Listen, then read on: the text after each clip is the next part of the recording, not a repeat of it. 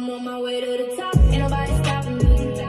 Cleveland's got the love and it's all I need. Heaven sent, we're making noise. Ball game entertainment, we're bringing the joy. I took a leap of faith, let the sunshine stay. Florida's where I visited, but CLE's where I create. The city's gritty, the vibes are real. My music's a reflection of the struggles I feel. I worked hard, I hustled, I grinded every night. From the underground to the main stage, like the crowds are cheering, they feeling my vibe. I'm making a name and I won't be denied.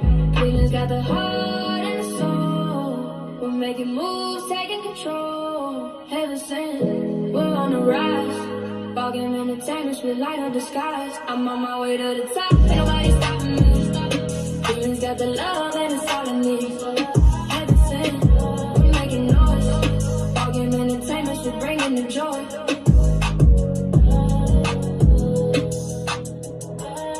Y'all know what it is, man.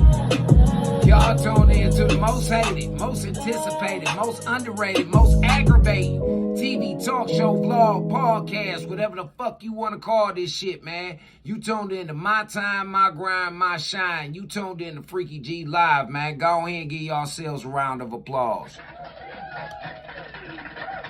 Facts, man. Ladies and gentlemen, boys and girls, I'm still over here working around, playing around with these controls and everything like that. But we gonna get it all together. Don't worry about it. We gonna be okay.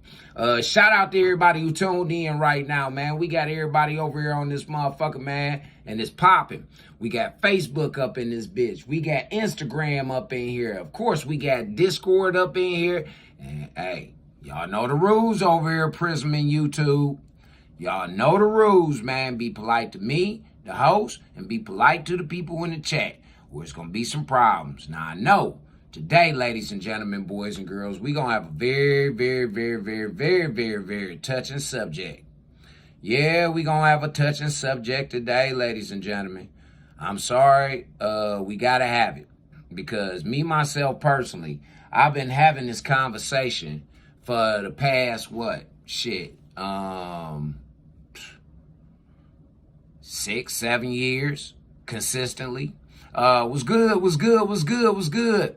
I see you down there, man. I'm just getting the intro up out of the way right now, but we about to get down to it, man. I've been on this on this pedestal for the past, like I say, 6-7 years. Shout out to everybody tuning in, man. Please don't spam my chat, man. Don't spam my chat, please. All right, that's it. You did it. Yep, you out of here. Yep, you out of here. You out of here. You won't be spamming no more. What's good with everybody, man? This ain't no channel for no children. This ain't no channel. We having real live discussions over here. If you're not hip to what it is that's going on over here, just fall back and pay attention, okay? I understand that a lot of y'all are saying hi, hello, how y'all doing? Okay, yeah, we're going to give y'all a round of applause. Thank y'all for joining the show. Thank y'all, man. But we here, and here we go with another spammer. Here we go with another one. You out of here, too. Yep, you out of here, too. You out of here, too. Yep. Hey, shout out to everybody, man. Let's go ahead and get into it, man. I got a couple of other tracks I want to play for y'all real quick before we get into the real talking points, because the talking points right now, I'm going to tell you straight up, if you are one who condones in the fuckery, if you one who think that life is all play, this ain't the one for you. Nah, you need to go find another platform to get to. Straight up, I ain't even gonna lie to you today, Prism and YouTube. I ain't gonna play with y'all today. Just get on up out of here, man, just politely. And I'm being as polite as possible, because what I'm about to talk about is very serious. So, let's go ahead and jump into this track real quick, man, that I did a few years back.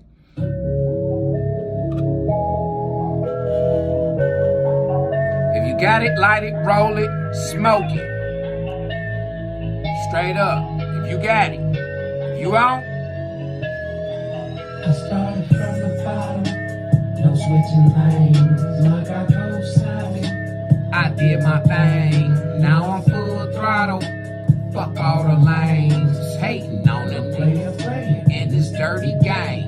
I started from the bottom, Yeah. no switching lanes. My God, go silent. I did my thing, now I'm full throttle. Fuck all the lanes. Hating on a player playing in this dirty game. I see they really hate a nigga that keep mad work. Spin the corner for the digits, gets that cash first. Baby say she need to have it, so that ass twerk. If you really pay attention, like in class in church, you'll see that no limit with a limit. Bad bitches like pigeons, locked up with the killers. In a compromising position, Pete, the kitchen is there, better beware. Roaches like some soldiers, senses up in the air, it's time to prepare for hustle taking over. Yeah, Bitcoin or a gold coin, as long as the bag is leaving, we can creep on a long term. As long as the bag ain't leaking, better watch out when the mass out, cause the broke niggas wanna cash out. Bitches they talking the wind, the prayers to see it, so they get laid down. Big Flipper did a somersault to the Big Dipper, let the script, so I picked up the baton, licked up my wrist, ran up every one of my chips. See, at WME, ain't shit free, everything is lit. Fuck your feelings on all of the merch, no plans here, just ownership, no. Interestingly, the more we desire something, the more we're willing to sacrifice to obtain it. Conversely, the more we oppose something, If you a kid, Morgan, you shouldn't be in here. these cycles of desire, You shouldn't be in here. Since you a kid, life, you gonna get on up out of here. leave us in a perpetual state We of gonna fear, get you up out of here. making us susceptible Yeah. to manipulation through Since you a shame. kid. Any more The kids? allure of external Do I have any entities more like kids large up in here? corporations, political parties, I started from the bottom. No switching lanes. My guy co-signed me. I did my thing. Now I'm full throttle. Fuck all the lanes. Hating on a player playing in this dirty game. I started from the bottom. No switching lanes. My guy co-signed me.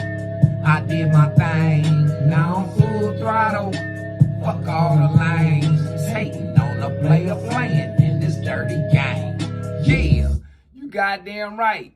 Yeah, man. Like these hating ass niggas over here, man. These guys can't stop hating. They really can't. I really believe that it's just in y'all nature over here, man, to hate. Shout out to my motherfucking nigga Fabe. I see you up in here, Fabe. Yeah, baby. Hey, Fabe. Matter of fact, man, we gonna make you a motherfucking moderator, big dog. Yeah, we gonna add you on as a moderator. Any niggas come in here with that fuck shit, Fabe, get them up out of here.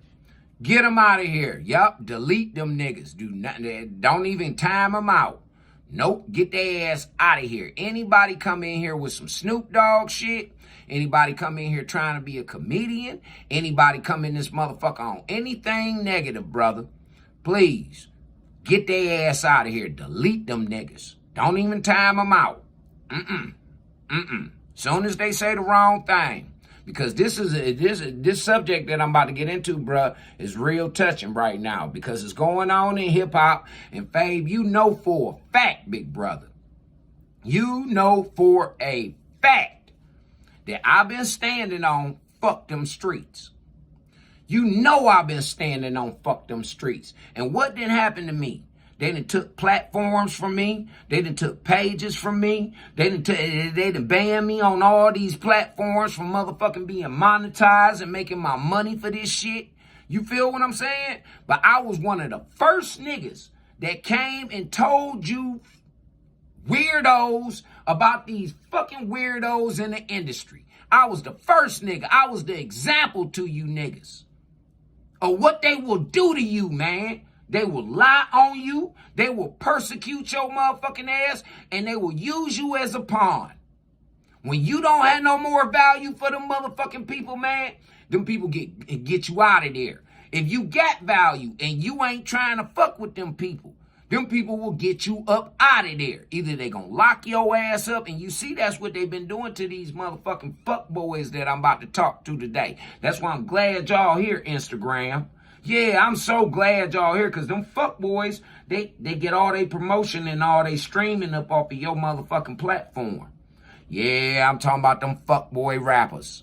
I'm talking about them fuckboy ass rap niggas. I'm talking about them tramp ass rap hoes. Shout out to the homegirl Bella Simone. Y'all heard Bella Simone, man, when we first came on. If you didn't, matter of fact, man, let's go run Bella back. Let's run Bella back, man. Shout out to my nigga Abel for dropping Bella off yesterday, man, to us, man. Come on, Bella. Go ahead and bless us one more time.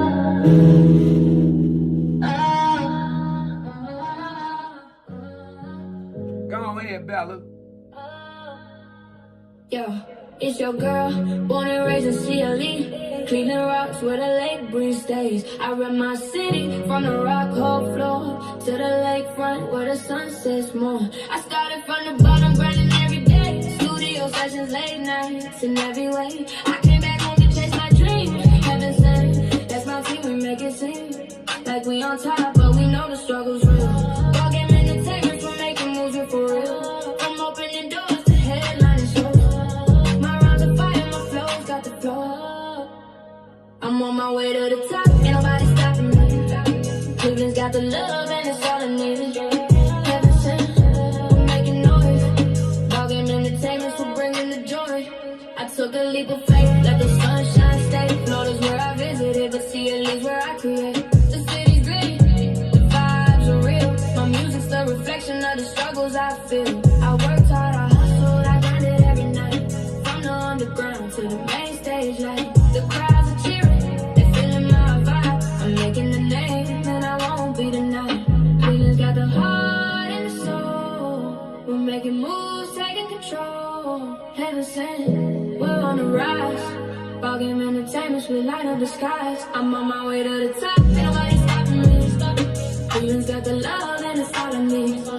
Heaven sent, we're making noise. Ball game entertainment, we're bringing the joy. Y'all know what it is, man. I told y'all, man. This shit is heaven sent. So I don't know why y'all keep hating. Oh, because I use profanity? Oh, that's what you say?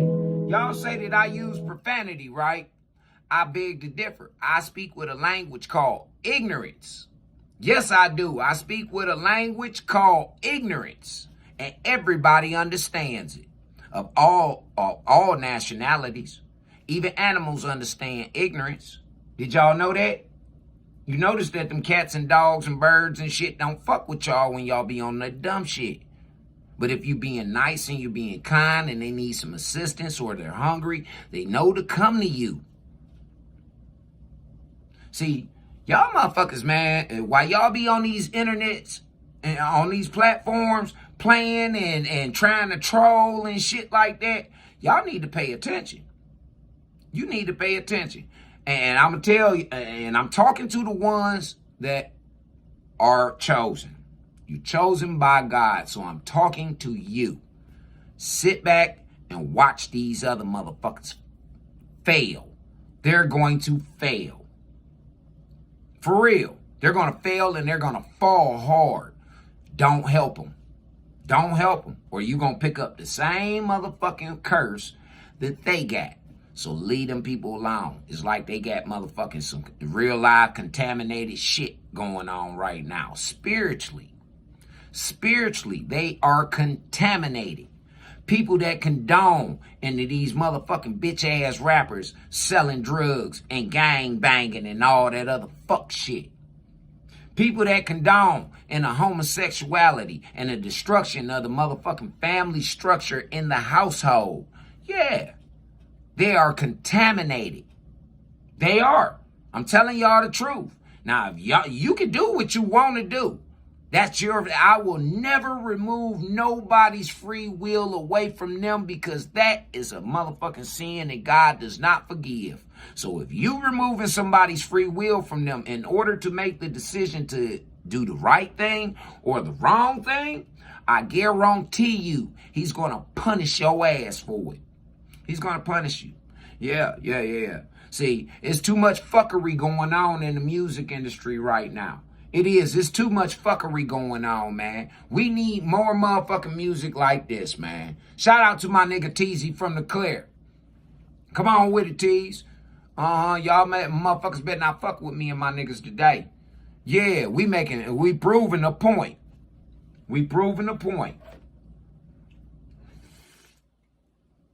It look like they want to play. It seems as though they want to play today. It do. It seems as though that they want to play. They don't want the message to go out today. But it's going. It's going. Trust and believe that. It's going. It's going like a motherfucker today. It's going. We'll go back up in there. You got me fucked up. Got me fucked up. We going right back up in that bitch. Won't do me. Won't do me, my friend. But see, this is technology, and we got to learn how to be patient with this shit. We do. This is technology. Everything can't come to you like that. No, you got to take your time with this shit. There's probably too many motherfuckers over here on this goddamn server. For real. Too many people on this same goddamn antenna fucking with T-Mobile. There's probably too many people, man. Because I'm right here next to the router, and there shouldn't be no reason why I got 5 bars up on my motherfucking shit. There should be no reason why this motherfucker is not cutting on. No reason. No.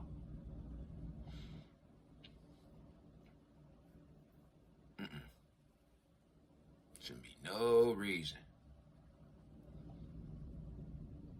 Yep. Internet connected. Yep. We all good. Shouldn't be no reason. The shit bullshit. Okay, I got a trick for your ass, though. Because I ain't no motherfucking poop butt around here. Nope. Nah. Come on with it. Yeah, get your ass up off here.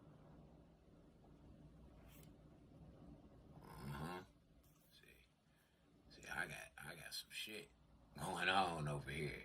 Yeah. I got some shit going on. I'll head over here to my channel real quick. Go snatch some shit up.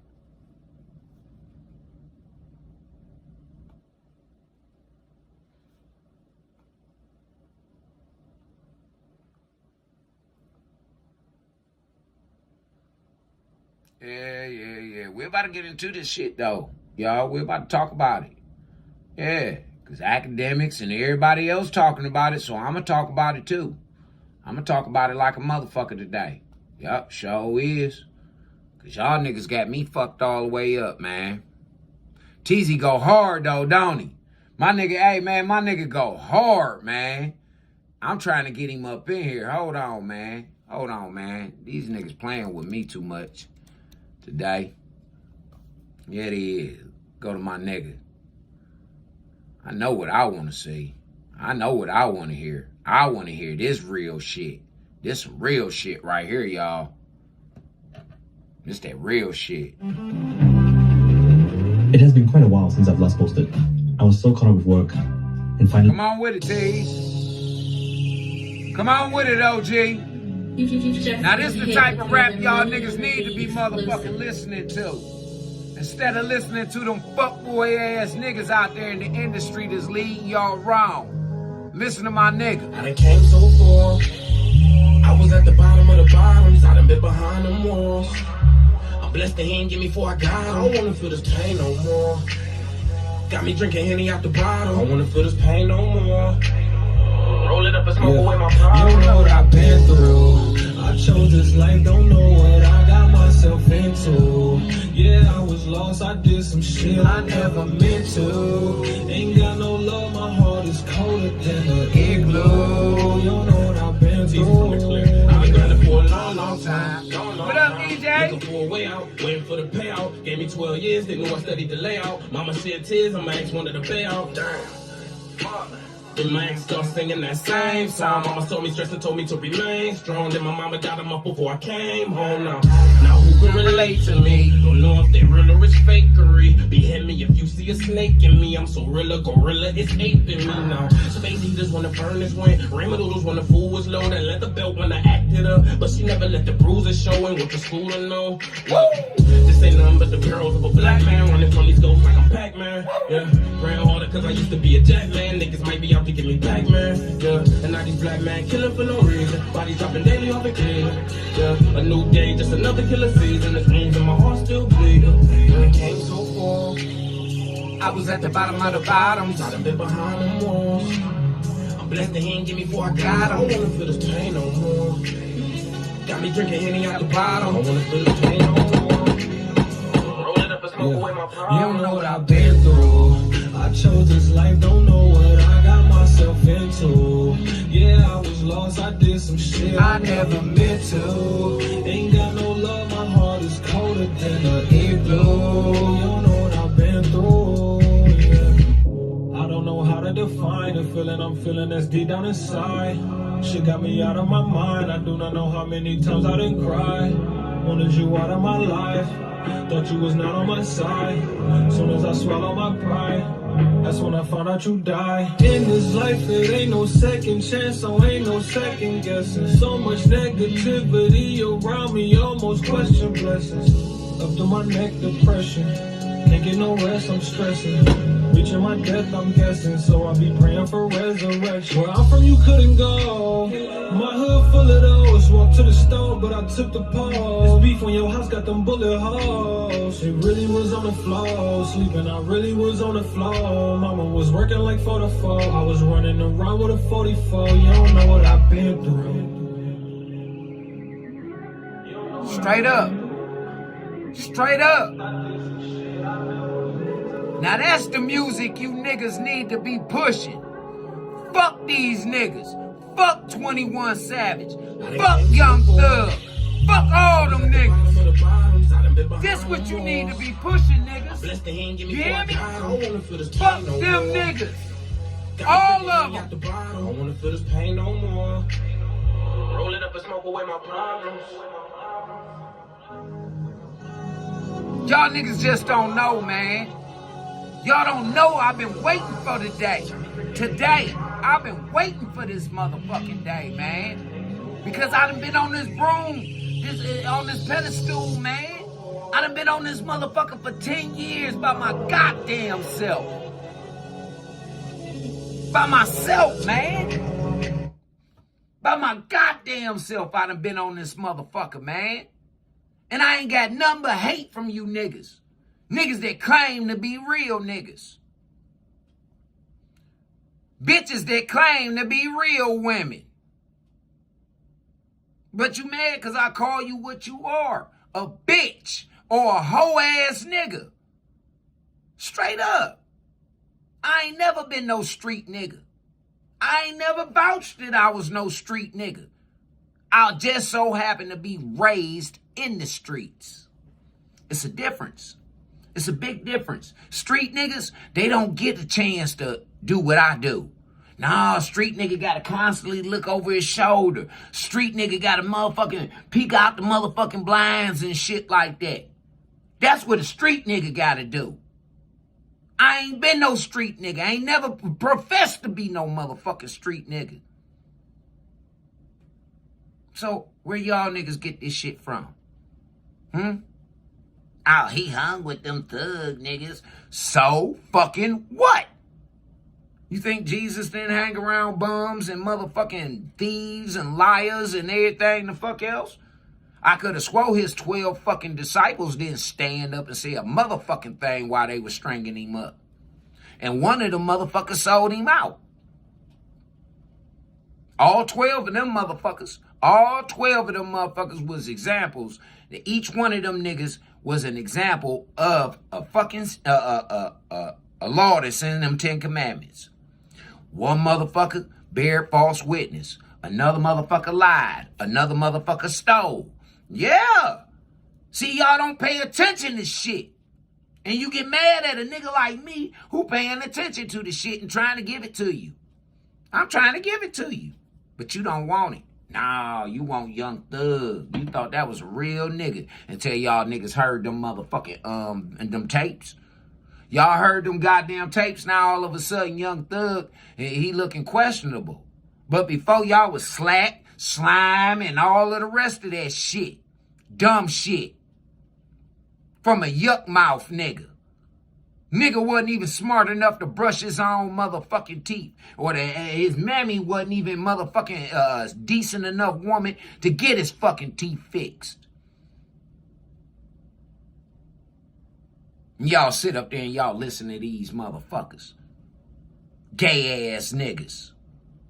These niggas is homosexuals. They put dresses on their fucking album covers. So why the fuck the nigga don't want to go to the prison house where they fucking them at?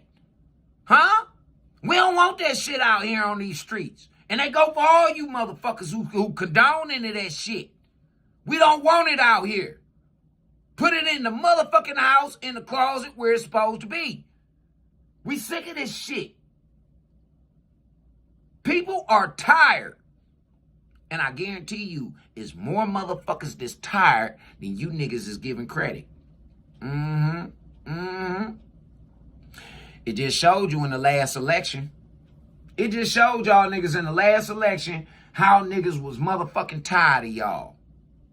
It did. It showed you we tired of this motherfucking bullshit y'all call democracy. No, we got rules around here, man. Ain't shit supposed to be motherfucking bent. Hell no, man. If we bend the rule, if we bend all of the fucking rules, then what's the use in making them? Huh? If we bend all of the goddamn rules, what the fuck is the use in us making them? Explain that to me, please. Somebody, thank you. I would like to hear it. I would love to hear it. You niggas got so much motherfucking shit to talk about all the goddamn time. Y'all can tell me about what the fuck I need to be doing and all this old other fuck shit. Y'all can tell me about everything that I need to be doing. But can y'all tell me about that? Huh? Yeah, I see his crickets around this motherfucker. See his crickets? Fuck y'all over here. Yeah. Hey, say there, Heck. What's up with it, Heck? Man, we about to go bring Heck in, too, man. We gonna let the OG go ahead and talk some shit. We gonna let him talk his shit. Because I'm sick of these motherfuckers, man. I am. I'm sick of these motherfuckers. I'm about to bring the OG in on y'all motherfucking ass, man. Let him talk to y'all. Because this brother right here, he done been through it. He done been through it. That man ain't no gang banger. He's a member. Member, it's a difference between gang members and gang bangers. Bangers do the stupid shit. They the crash out niggas. Members, they in the community. They learn from their motherfucking mistakes and they trying to make better.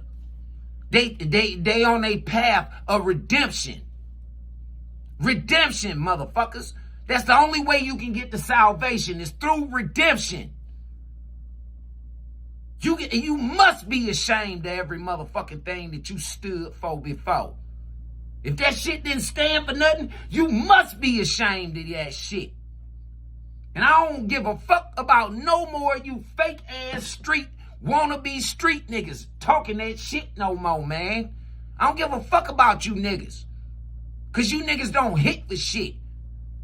You don't do a motherfucking thing for your community. Not a goddamn thing. But impregnate the motherfucking young girls, spread STDs, and stand out there looking like fucking street signs. Broken street signs at that. Because you niggas is broke. Everything broke about you, nigga. Your spirit, your pockets, everything broke about you niggas, man. And y'all think that these fuckboy faggot ass niggas, dick in the booty. Man, listen, I'm starting to believe now, any nigga, any entertainer to say he went to a Puffy party and he didn't know what was going on, he a motherfucking lie. He knew what was going on. He done been to him before, so he knows what goes on in them motherfuckers. They should be held accountable too.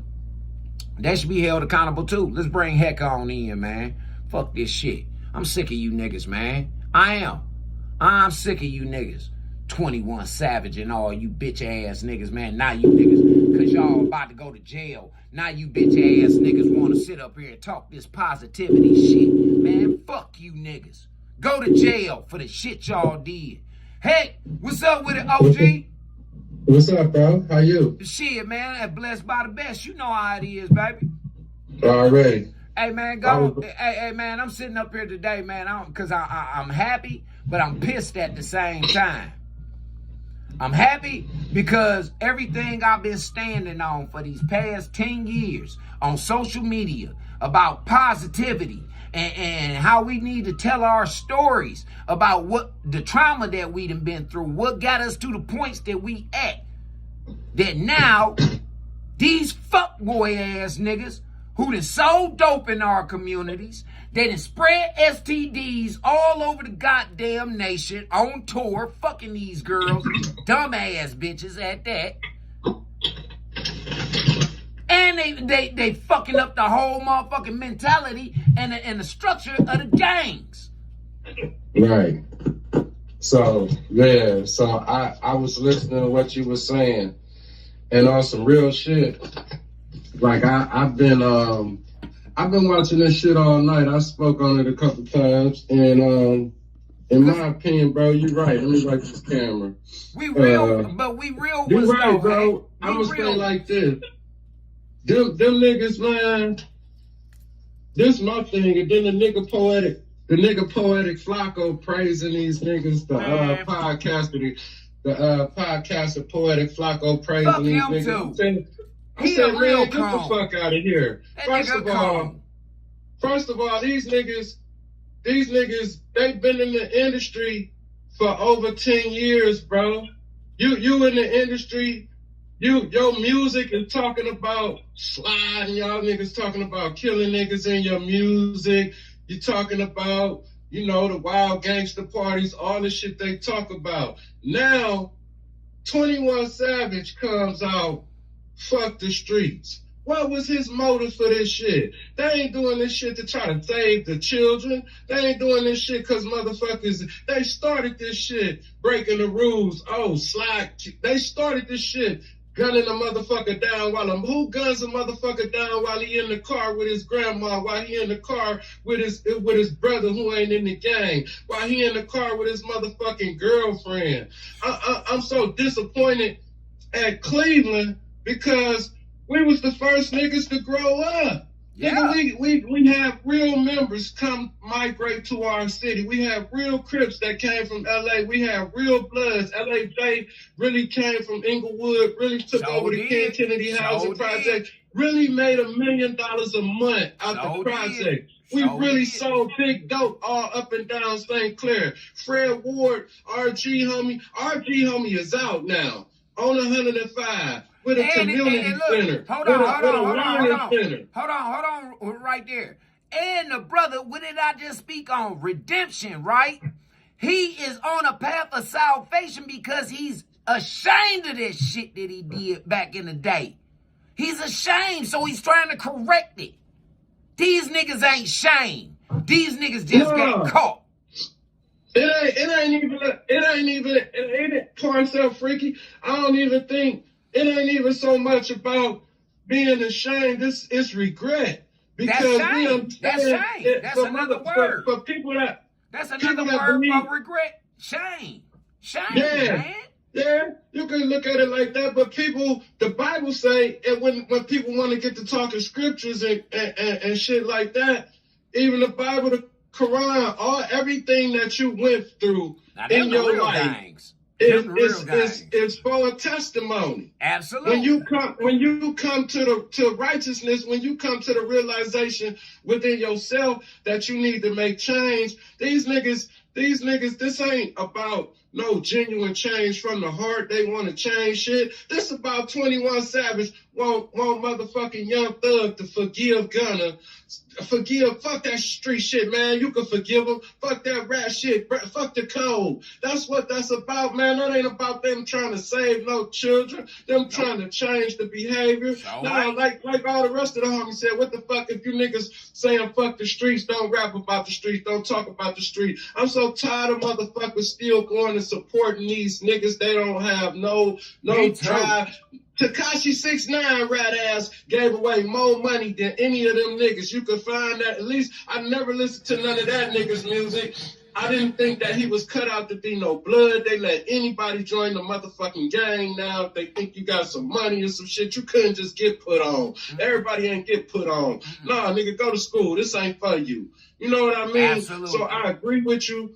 This is some fake shit. It ain't even authentic. It ain't genuine. And now niggas coming out praising these niggas. Oh, they trying to create change. They trying to save these children. No, they fucking not. That nigga Gunna said, I didn't hear everything that he said, but I heard that nigga said that YSL is a gang, a criminal organization, and he didn't want his artistic creativity and his talent to be benefiting a fucking criminal organization. You told, nigga, because you could have said, I don't know if YSL is a gang. All I know of it as a record label. I'm an artist. If Thug is doing anything illegal, committing crimes, I don't know that part of the business. All he had to do was do what our mamas and daddies told us from the day one. Shut the fuck up. Get a lawyer.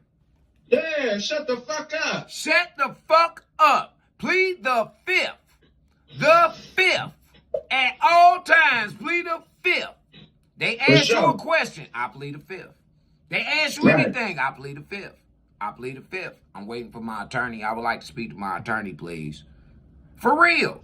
But these bitch ass niggas, Thug in there, they get his nigga bologna sandwiches, man. They was giving that nigga bologna sandwiches for that 2-hour interview, man. This nigga couldn't even get no motherfucking cake factory or something? Hey, listen to this though. Even that, bro. Like so on that aspect, the niggas on camera. What real nigga? Hey, bro, I ain't telling you shit. I ain't even speaking on my enemies. Nope. He telling he telling niggas business, how much money they getting for shows. Like that ain't nobody business. What they making and even all type of personal shit. That nigga was talking too much. Even niggas that didn't have shit to do with it, he was telling on. Yeah. But y'all still was sitting up here talking about slime and all that bullshit. Any nigga talk that openly to the police and they ain't even really got no charges, nothing on you, man. And then talk about if you need any information, just call me. All that I ask is that you don't reveal where it's coming from. Get the fucking what the fuck? There ain't no police station ever across the United States of America got Charles Berry sitting up in that motherfucker telling them a goddamn thing. But get my lawyer. Bro, my lawyer. Let me give you my number. I'm going to give you my number. If you need you want to know what's going on in the street, call me. All I ask, you don't reveal where it came from. That's an informant. That's an informant. That's a nigga offering to be an informer. Come on, man. But when I say that shit, these motherfuckers tell me, oh, nah, man, you a coon. Nigga, you this, you that. Bitch ass niggas, I went to jail for shit that I didn't do. So hell yeah, I want these niggas to go to jail. Nah, fuck that. Go do your time. Go do your time. That's right. Come home. And start over again. Do it like how I did it, nigga. But see, I didn't do the shit that they said that I did. But I look at it like this. For shit that I did as a teenager, man, that I knew was wrong, I paid for that shit.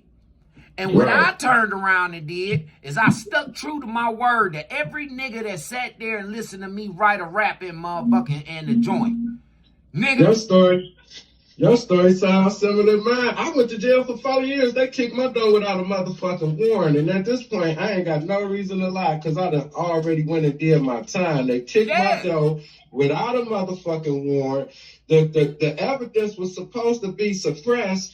And the niggas, and then they told me, we see your driver's license got you living on the east side. You give us some niggas on the west side that you know over here moving. You ain't even got to tell on none of your homies. They said, tell on some niggas on the west side. I said, man, get the fuck out of here. I'd have told on them. I'd have said it was a police officer. That's what Well, I I had a said. plea deal for 2 years, no more than 3. They gave me 4 years because I wouldn't give nobody up because I wouldn't tell. Yeah. You know what I'm saying? Fuck that. I wouldn't. I promise on everything I love. It was a nigga that lived above me. I couldn't stand this nigga for real, bro. It ain't that I couldn't stand him, but he was bogus. And you know, the nigga started acting funny. I really think he hit my girl while me and my girl was beefing. You know, motherfucker gave him some revenge pussy. Like and then, because out the blue, the nigga just started acting funny. And usually when the nigga start acting like that, it be about a female, you know. I start coming home, the nigga had niggas all around and shit. But long story short, I was getting some money back then, and the nigga calmed down. The nigga was acting so crazy. I approached the nigga. I said, if you put this nigga down, man, I said, I'll give you $2,500 up front and another $2,500 when I see that nigga in the paper. So I say that to say I try to put some money on the nigga head. The nigga who I went to was cool with both of us. He told the nigga, and the nigga calmed down his behavior. He started acting like he had some sense. But I said that to say I'll put a nigga in the dirt before I give him to the police, nigga. Before I give him to the legal system and give him to our real enemies and have a nigga locked up behind bars, I wouldn't do that to my worst enemy. So I definitely wouldn't do it to a motherfucker who put me in a position to get money and supposed to be my homeboy and we eating together. All them niggas is bogus. They industry niggas, man. So it's safe to say that when real niggas like us who lived in these streets, we grew up in these streets. We did the shit that these niggas rapping about. Life. Yeah, we did the shit that they rapping about. These niggas, they got writers. They got motherfuckers who sit around them and write their lyrics for them. Them niggas ain't out there drilling. How you need a nigga to write that bullshit? Come on, man. Come on. Y'all motherfuckers will sit up here and y'all will glorify them. But you won't give roses to the people that have really been through it. And really creating change and really out here talking to the youngest, like, you know what I'm saying? So it's really out here talking to the youngest and doing that shit. So it's safe to say, Heck, that when we talk about fuck the streets, we talking about fuck them street niggas and they streets. Yeah, it ain't real. Okay. It ain't real. Okay. They creating a false reality. Okay. They the reason and then them niggas was supposed to be mature in the industry. This another thing I'm gonna tell you, I'm gonna speak on because niggas ain't spoke on it enough. How all these niggas that had already had this time and already had years in the industry, niggas are do and follow anything that they think is popular at the time for a couple dollars. Salute to all the Cleveland niggas that still make Cleveland underground music that ain't never try to jump on them niggas' dick and try to follow that Chicago drill shit. No disrespect to Chicago drill. I came home out of prison in 2012 pumping Chief Keef in the Halfway House because I liked that Don't Like song, and not realizing until I started listening to these niggas' music, like these niggas talking about gang hits. Yep. Who talk about hits on records? These niggas is talking about murders on records. Absolutely. They fucked the whole game up. And another thing I'm gonna tell you niggas, because niggas ain't gonna never give me my credit for this shit. They never give Ohio niggas or Cleveland niggas their credit. Right now. You niggas can do the timeline on this shit. And I'm going to tell you how when you niggas go do the timeline on this shit, you'll see that I'm telling the truth. I got out of prison in 2013. When I got out of prison and I touched back to the line in 2013 from being locked up for 4 years, I tapped in with my trainer, my mentor, who became like a father to me, T. Rogers, the founder of the Almighty Black Peace Stone Blood Nation. Okay. I'm blessed by I'm the only nigga on this side of the Mississippi River that is blessed by 2 founders of LA gangs. I was blessed by T. Rogers, and I was blessed by Big Taco, the founder of the Westside Center Park Bloods, Inglewood, California. LAJ was not a Piru for you niggas in King Kennedy claiming Piru. LAJ was from Center Park Bloods in Inglewood, California, 111th Street clique. So now I tap in with T. Rogers. Me and T. Rogers start co-facilitating. We start moving back together like we was before I went to prison. I got in his self-class, Survival Education for Family. Okay. That teaches young men about what we lost, how young men in our culture went through a rites of passage. You go through things to become a man. You don't just get married and start a family. You have to prove that you are a man that you can raise and take care of and provide for a family. Absolutely. So during the course of this, we got back in the studio. I got the recording, making music. You know what I'm saying? Go listen to the albums on all music platforms. Santorio Hector featuring artists from New York to California. Y'all heard him. While we was in the studio, I would start recording live videos on my phone and posting them in the news feed. Then the homies at LA start going in their phone, recording from their phone, recording videos like of them in the studio with their family doing whatever they was doing, posting it to the news feed. Okay. Them motherfuckers watch everything we do. Hey, they like, oh shit, they like the motion videos in the fucking, cause our videos was getting hella likes.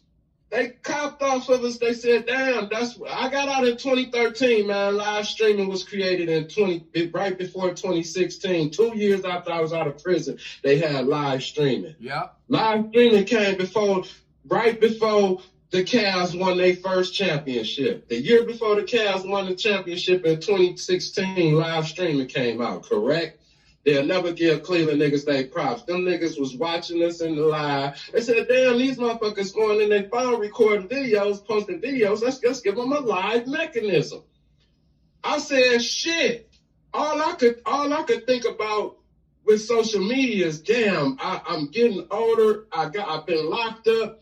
Damn, I can make up this time with this music and get this music out to the world much faster with this shit. Them niggas really use this shit to come out. When I first got out, I was hustling. If niggas go look at my lives from back in the day, every time you see me in a live stream and that bitch just went black, I'm going to hit a lick. Them niggas hitting licks on the live. You niggas sliding, looking for ops on a live stream. You niggas, if you live, you got your phone with you. That mean you binging off towers. You on the phone live. You binging off towers, nigga.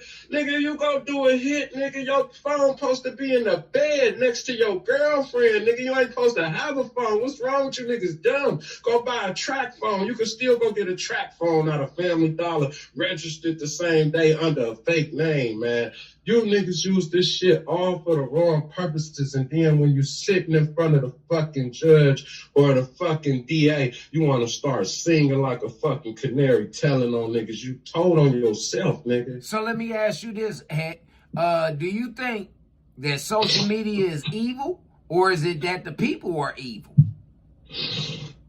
Man, This was manifesting what's coming out to people. The only thing that social media is doing is exposing to us and letting us visibly see a world that people be naive to. It really, for me, I'm glad they created this shit because it can really put you on a path to understand that you're deceiving yourself if you're really trying to purify yourself and your spirit and your soul. Absolutely. And it help you to prepare your children to understand. Hey. And this world is wicked. Yeah. Trust, let God guide you. Trust nobody until they prove themselves to you. Trust nobody until they prove themselves and earn it. Don't be believing what motherfuckers tell you, because they'll tell you any motherfucking thing. Damn right. And keep your circle tight, man.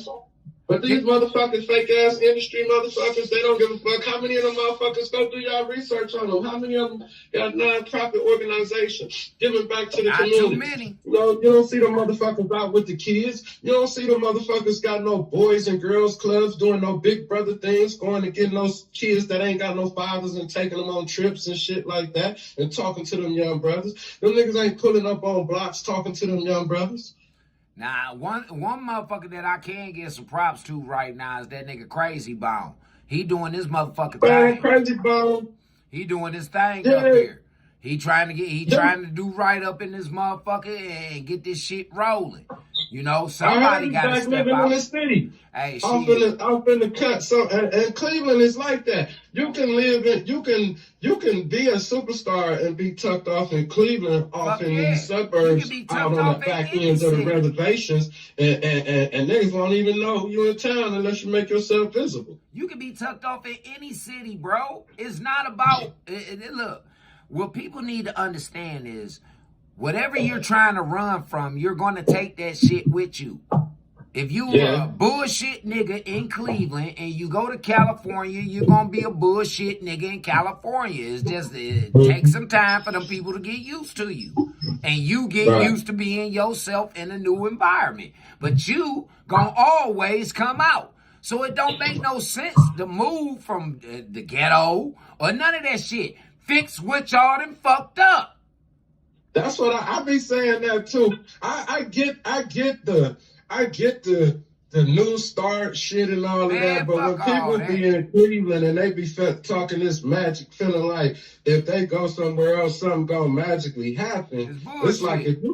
if you can't take the pressure in this motherfucker You can't make it. and elevate, you know what I'm You can't saying? make it nowhere in this Why- motherfucker. What makes you think that just, I mean, if you can't pull it together and make something happen for yourself wherever you at, what makes the new environment conducive to you being able to do it there? Great Especially question. going, not knowing nobody, no connections. If that's how you go, you know, and I get it, a new start. Sometimes that works for people.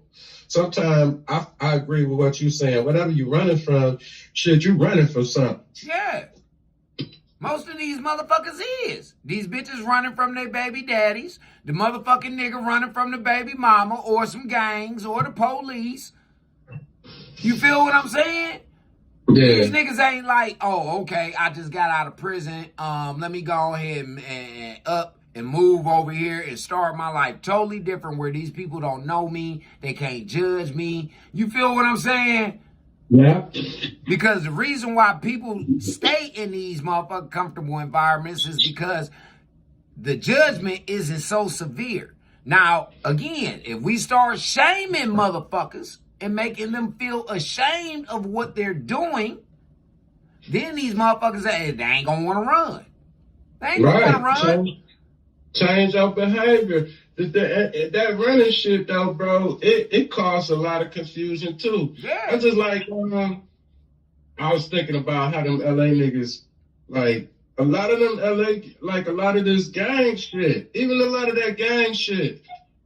Let's talk about the realistic facts of some of these California gangs was started by niggas who left California because they was on bad terms with the set. How you gonna start a branch of the set in another city and you was running from the set? I be trying to tell these niggas this shit, bruh. But these You motherfuckers was don't want to listen to if you me. go back to California, yeah, murk your ass, but you done started a branch of the set. Where you at? How you do that? These niggas gave you an ultimatum. Either you go out here and you start up some new shit, or we gonna handle your ass right here and there. That's how that shit went. Now, I don't know where all this new bullshit coming off at, man. First of all, them gangs was formed to protect y'all neighborhoods, man, so that you wouldn't Come on, talk about it. you wouldn't need them racist ass the police government is coming the in your ones who labeled neighborhood. us gangs. And then that's another thing that I don't like about the brothers though.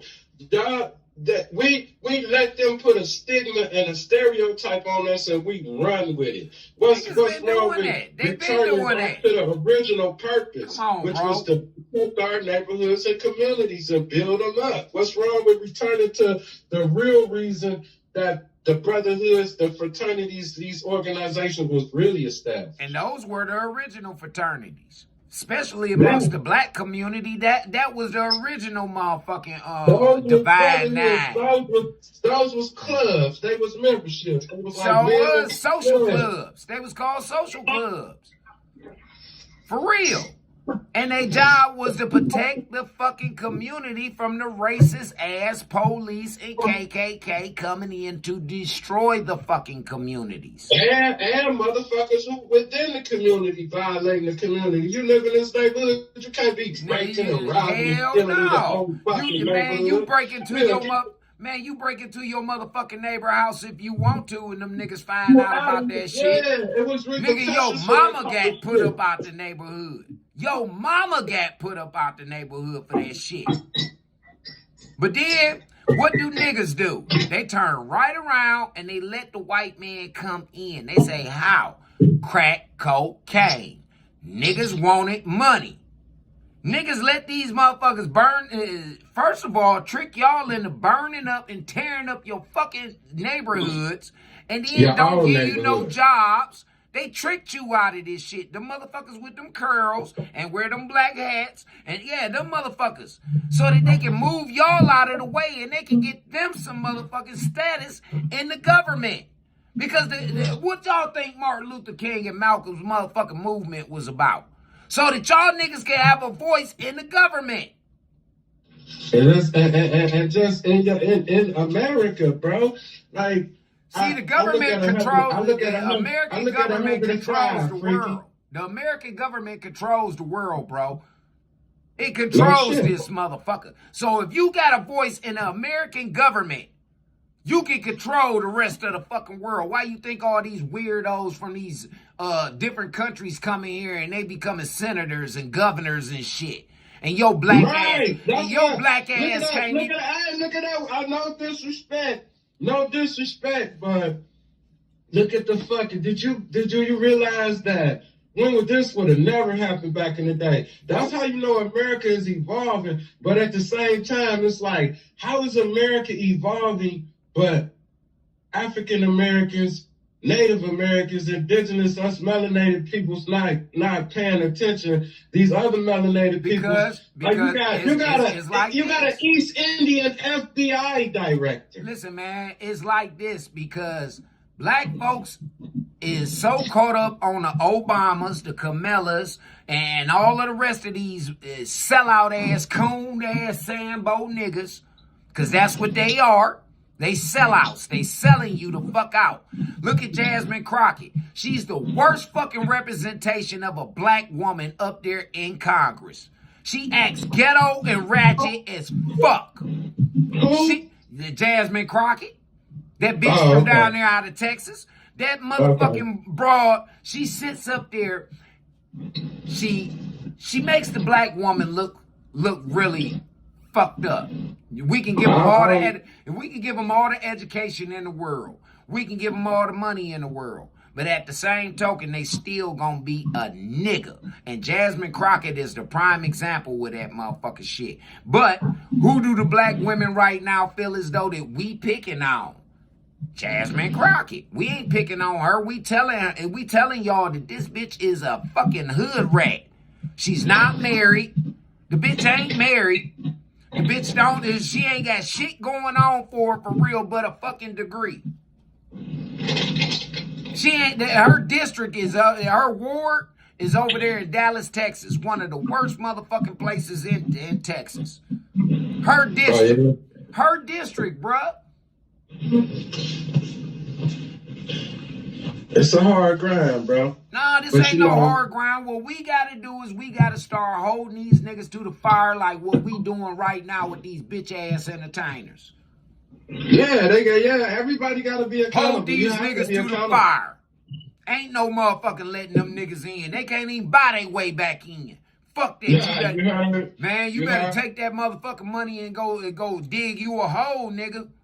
Straight up. With that one, the streets basically damn near even all the podcasts is like, nah, y'all niggas that shit ain't flying, man. After all the years of y'all talking that shit on y'all music, you know what I'm saying? Niggas turning your back on hip hop. What the fuck? And I'ma tell you, pussy ass nigga. Hold on. I'ma tell you, pussy ass nigga, something too. Don't try and come over here to this podcasting world neither. Cause see, I can speak for that shit. I done put in 10 years on this shit. For real. 10 years of battling against you stupid motherfuckers who refuse to listen but glorify these niggas. So if y'all think y'all gonna let these hoe ass niggas in here, we gonna cancel your ass. We gonna cancel y'all. That's what we need to start doing. All these motherfuckers, man. But you know something? I said this to a nigga. I say the easiest way to euthanize niggas is let them go to their favorite motherfucking rapper's concert. Lock the doors and euthanize them motherfucking niggas. You crazy, bro. Straight up, that's the easiest way. Or tell niggas that you about to give them something for free. You gonna give them something for free? You could take them in there and you could lock the motherfucking doors and kill everybody in that motherfucker. Because they gonna pile in. That's crazy. That's crazy as fuck. You know, that's a truthful statement. But at the same time, you know, we just gotta wake our people up, bro. Like, They don't want to wake up. Wake up, they gonna wake up. Those that's not. Some of these motherfuckers want to be deceived and live in this. Well, I don't know if it's a fantasy world or what, because the social media world is crazy, bro. Like, I sometimes I'll be like, man, if I didn't really need this shit to market, to promote, to really expand what I'm trying to do with business, I don't even think I'll fuck with this shit for real, other than the fact that I can communicate with my family that's scattered all around the country But and it ain't different no, places. it ain't no another need for it. Mm-hmm. Ain't no another need for it. If you It's ain't on this corrupting motherfucker, people, man. This shit is fucking people's whole world up. man, no, it ain't. It's just exposing the motherfucker for who it they is. really are. You're right. Who they really You're are. right. The mask bro, comes off on social media. I'm gonna say Everybody, this too. hey, hold on, hey, everybody try and put the mask on social media, but the social media really removes your motherfucking mask and it shows us what you think, how you are, and how you move out in this motherfucker. This is what social media really does. This is why I told Yeah, and you evolve on this bitch. People will see your evolution because I had to break down and explain that. That's I had to if you explain are and involved. apologize for myself, Ricky. I had to let people know that. My first years on social media, I want people to understand that I was coming from being in a position where I had a prison mentality. I came home fresh out of prison to this shit. Hey, but I'm talking about from a nigga being in prison. Hold on, heck.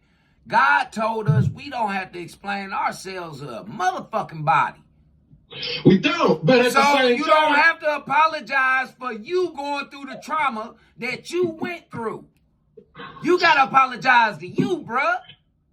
To you. But I say that to Fuck say, these bro, people. I wanted people to know that my mentality was the mentality of a motherfucker fresh out of prison, having to deal with the shit that you deal with in prison, fucking with the gang and all of that shit. But as I've been home and been able to evolve, and I look at people and I see these people that, damn, nigga, like, you've been on the streets. You ain't even been behind the walls and none of that shit's like you know, your mentality just from being on the street. What? You don't even have no reason to be fucked up like that. You did? And I look like, at bro, and this shit is really exposed. Another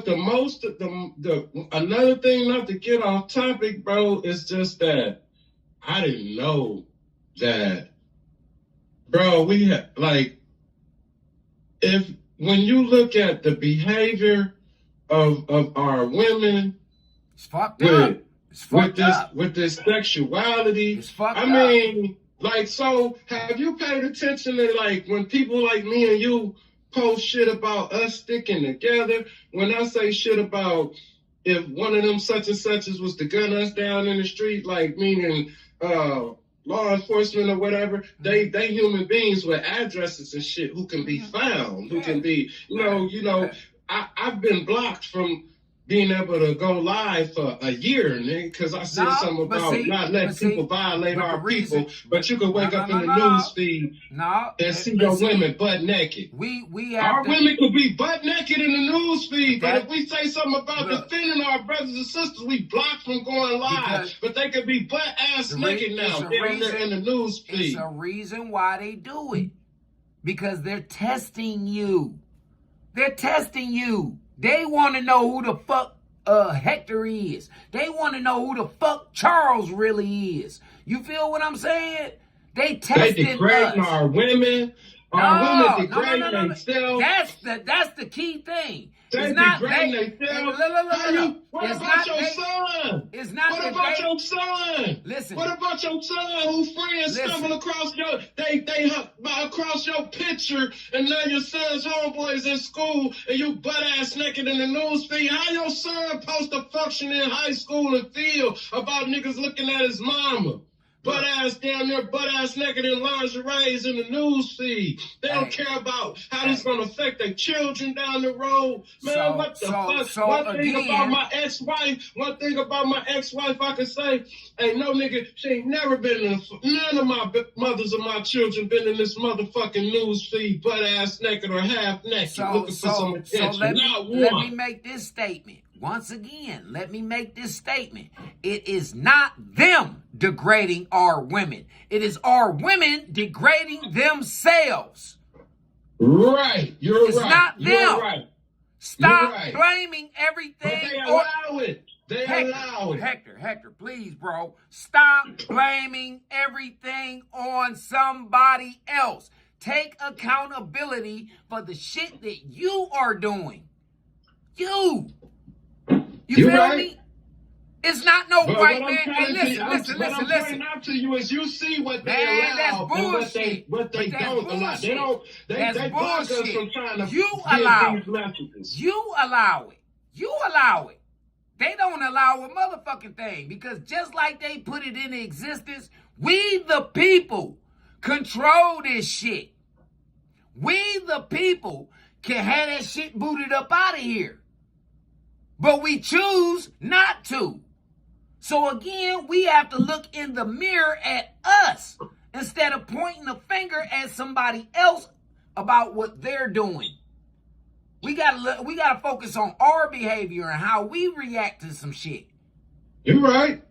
You're See, right. Black folks, You're the right. first thing they want to You're do. my YG, and you're right. Hey, listen, man. I've been watching this shit. The first thing black folks, when shit don't go their way, they want to blame it on a white man. If they can't get that shit off, then they follow the woman's motherfucking thing. Now all of a sudden they racist. Now all of a sudden they sexist. Now all of us, you feel what I'm saying? But it's Right. never. Oh, I allowed these motherfuckers to do this. to Oh me. well, I would say this though, because if you're going to talk about the white man, I feel like they done got to the point where it's tied whatever up. for them. They It's tied. whatever for them to stay on top. Because when they start That's putting anybody. their own women, they That's putting their anybody. own women out there. Listen, they don't bro, even care. bro, They that's- putting their own women out That's there. anybody. That's anybody. Self-preservation is the first law of fucking nature. It don't be ours. It should be. Well, For brothers like again- me and you, it is. So but for the again, people, come on, man. who do we blame? We blame the motherfuckers who don't want to take accountability. We take accountability.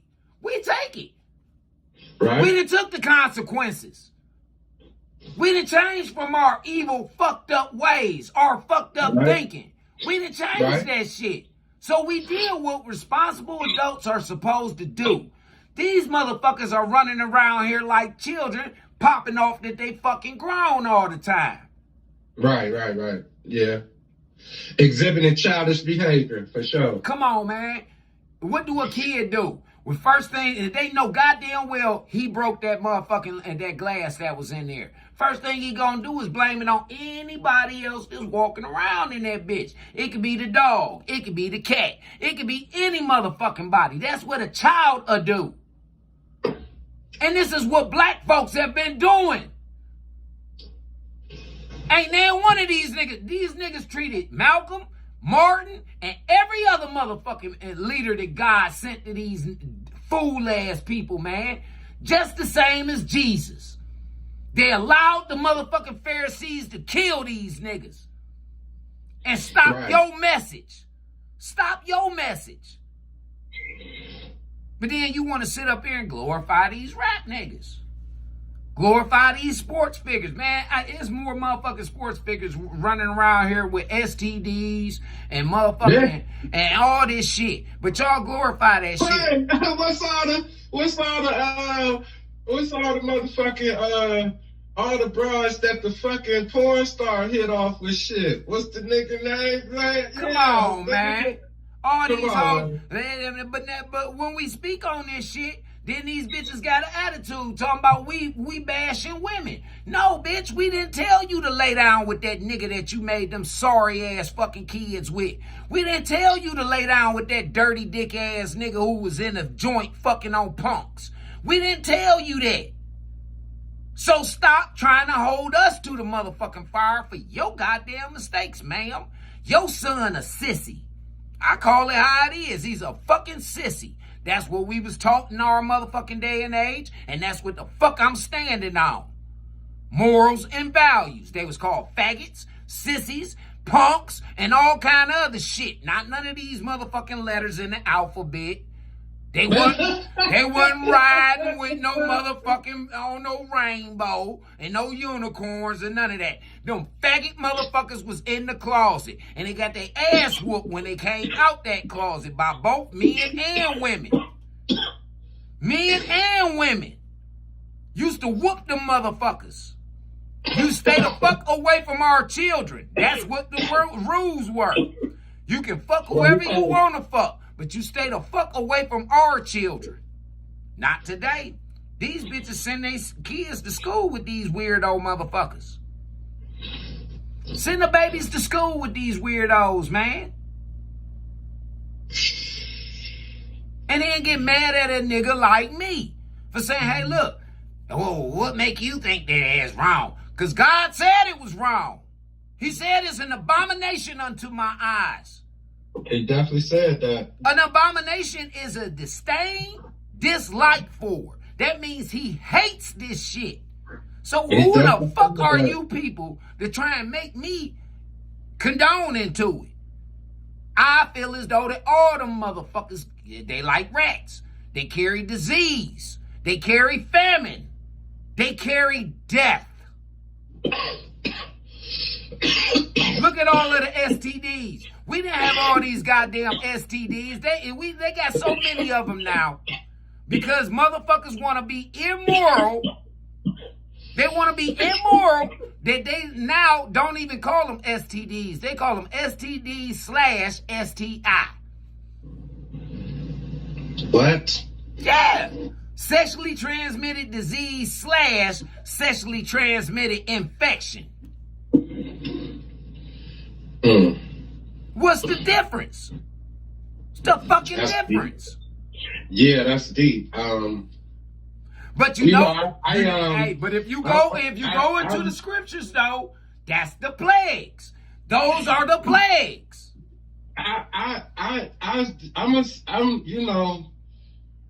I'm copping deuces in a sense because I agree with you wholly, but I feel like that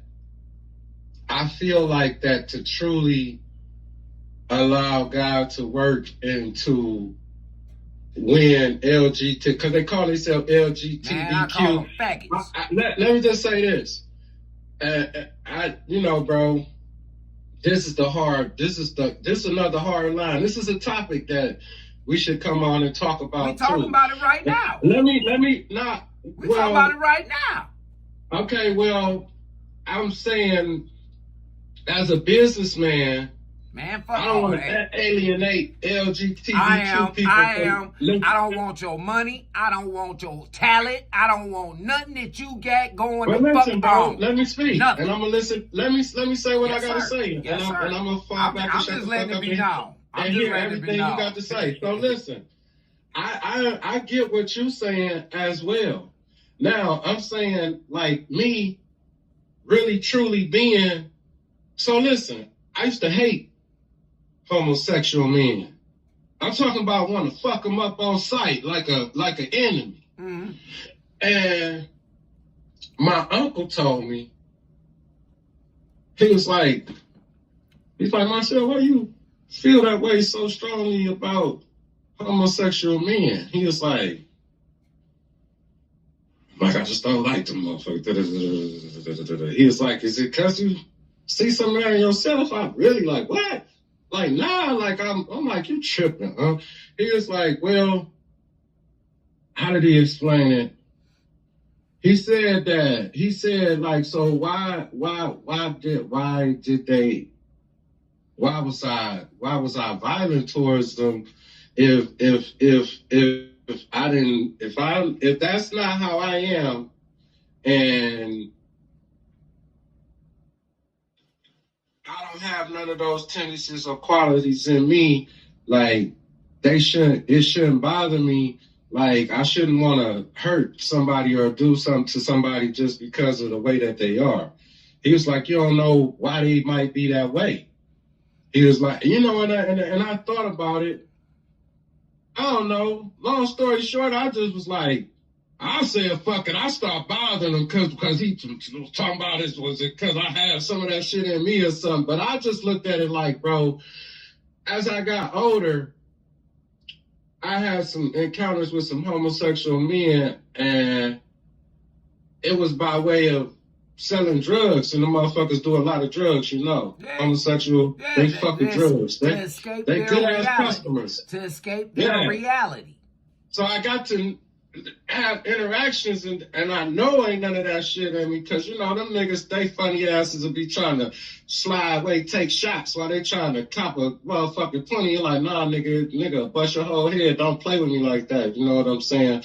But I ain't, you don't bother me or no shit like that. So, bro, my thing was that when I realized as who I am and what I think that God's purpose and mission for me is, which I don't share that right now, I feel like that the best way for people to come into the realization that something is wrong is for somebody that's genuinely of God to just treat them as a human being and not really judge them. Listen, my righteousness gonna stand. I don't agree with it. I don't agree with that. I definitely don't condone it, but I'm not going to disrespect you. I can engage you in a conversation and not feel some type of way towards you. Engage in no conversation. I can put up LGBTQ artists on my label. Well, no, not me. Not me. I have a LG. I have a female still studying. I don't want nothing to do with the community at all. Period. Point blank. Now let me ask you this. I respect that, but how can you win somebody over to God, bro? I don't want that. My job ain't to win them over to God. But you can't have no. My job is not as a disciple. Hector. My job is not to fucking win nobody over to God. You gotta already want it because it's already in you. You gotta seek out God. You got to build a personal relationship with God. My job is not to win you over to God. Hell no. My job is to help you. Supposed to be a representation of righteousness, and I am. And listen. God, listen. He said that the righteous shall judge. No, he didn't. Yes, he did. He said he that is spiritual can judge of anything, but still he judges nothing. What did Jesus ask them? When they was going to stone the woman. No. When they was going to stone that woman. I can't come on your podcast and tell you how to feel. I respect how you feel, but I will ask you and your brother and your G, we both from the same turf in the hood. You was the little nigga by our side. So hear me out. Hear me out. I didn't even know. Listen, Freaky, because I want to tell you something. I found out some shit, bro. And check this out. Everything that happened when we was young is coming to the light, bro. We could have all would have been one family. Me and Ryan J used to be best friends when we was little, bro. Yeah. That's Crazy Bone Big Brother. Yeah, that's my We uncle. don't even talk about this shit. Niggas don't even know you lazy them blood cousin. Man, You used to listen. be hanging with us, but they was probably mad because my little brother back in the day, unbeknownst to me, was running around the city talking about how the hard time hustlers was better than Bone. Why is you doing that, nigga? I raised Lil Busy. I used to date Lil Busy's sister. Hope was my girlfriend. They was putting beef. Let me ask you thinking this that I'm question. behind, like a nigga is beefing with them. Look, I want to ask you a question. I want to ask you a question. You going on and on and on with this shit. I'm trying to get back to what we was talking about. And I want to ask you. I want to ask you. These niggas could have created beef between you and your family that you ain't even know because you was hanging around. Hey, listen, I don't care. Listen, this is what I care about right now. I care about who are you serving? Who are you serving, God, or are you serving the world? That's all I want to hear. Are you serving God or are you serving the world? Can I answer that honestly? Yes, please. On some real shit. I'm back in my word. I'm in the Bible and the Quran. You know what I'm saying? I personally identify as being a Muslim, but I personally understand that. I remember the scripture when the disciples wanted to go stop somebody because they was preaching something other than what Christ was preaching, and Christ told them that they not against us and they for us. You know, yeah, bro, I'm trying to change. I don't want the world, bro, but I'm trying to make sure you said. Okay, so like if you don't want the world, and you are seeking out God, right? You're seeking to live righteous. You're seeking to have his favor, his love, right? Mm-hmm. That means you have to be obedient unto what it is that he wants you to do and what he said. He did not tell you to make friends with these people down here. He did not tell you to do that. He told you to love thy neighbor. He did not tell you to make friends and condone what these motherfuckers is doing. But you can't judge and condemn people yes, either, the fuck bro. You can. You got the power.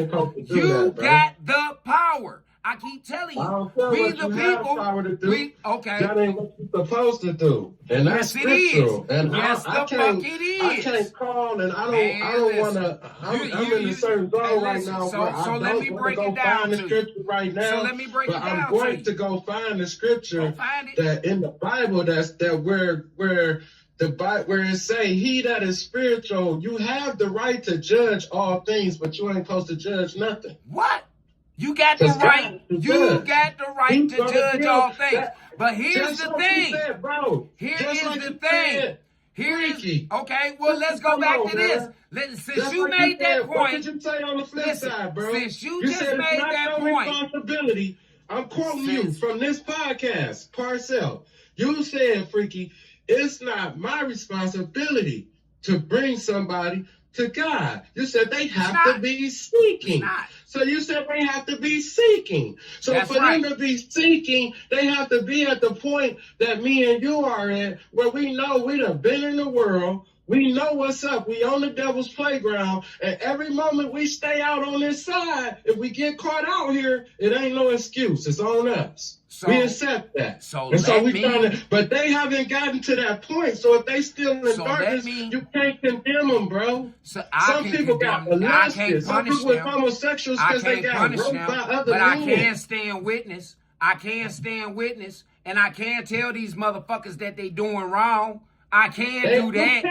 I can't do that. So if I can do all of that, it all goes in line with me correcting these motherfuckers. So judgment is correction. Judgment is correction. You can't be corrected unless you judge. You can't. So let's take it back to my example that I was giving you before you went on this tangent. When Jesus told them motherfuckers that he who cast the first stone, let him also be judged. So if you are living in sin, you can't judge nobody else. But if you are living in righteousness, you got all right to fucking judge. You got all right to judge. You're gonna draw people to the Creator anyway. In the things And that you you ain't gotta do. judge. So They I don't see have some- to. that- Hey, that listen. you don't Hey, Hager, judge, that you listen to different. what you just And that said. you- So in my actions of me doing what I'm supposed to do that's right is going to draw people to God, right? Right? Yeah. Okay, so by me standing on, not standing with, but standing on God's principles that this shit is wrong. He said that it was wrong. I have the right to judge your ass. I had it right. And my words that come out of my mouth that hit the universe, whether they be curses or motherfucking blessings, they will be answered. They will be answered. Everybody else walking around this bitch wanting to be righteous, but they not living righteous. They so busy worried about if I'm living righteous. I keep telling people all the time, heck, listen, out of them 10 commandments, out of 10, and really it's 619 of them motherfuckers. But So let out me of the ask you a 10, question. out of the 10, I'm about to ask you a question that's about to rock your world. come on. So, I'm going to ask you 2 questions, as a matter of fact. Tell me right off the top something that you've done in this podcast that you need to stop doing, and you know you need to stop doing. It should be the first thing you say. Giving a fuck what people got to say about me. See? No. So, Giving a fuck about what have you people got to say so about me. Listen, bro.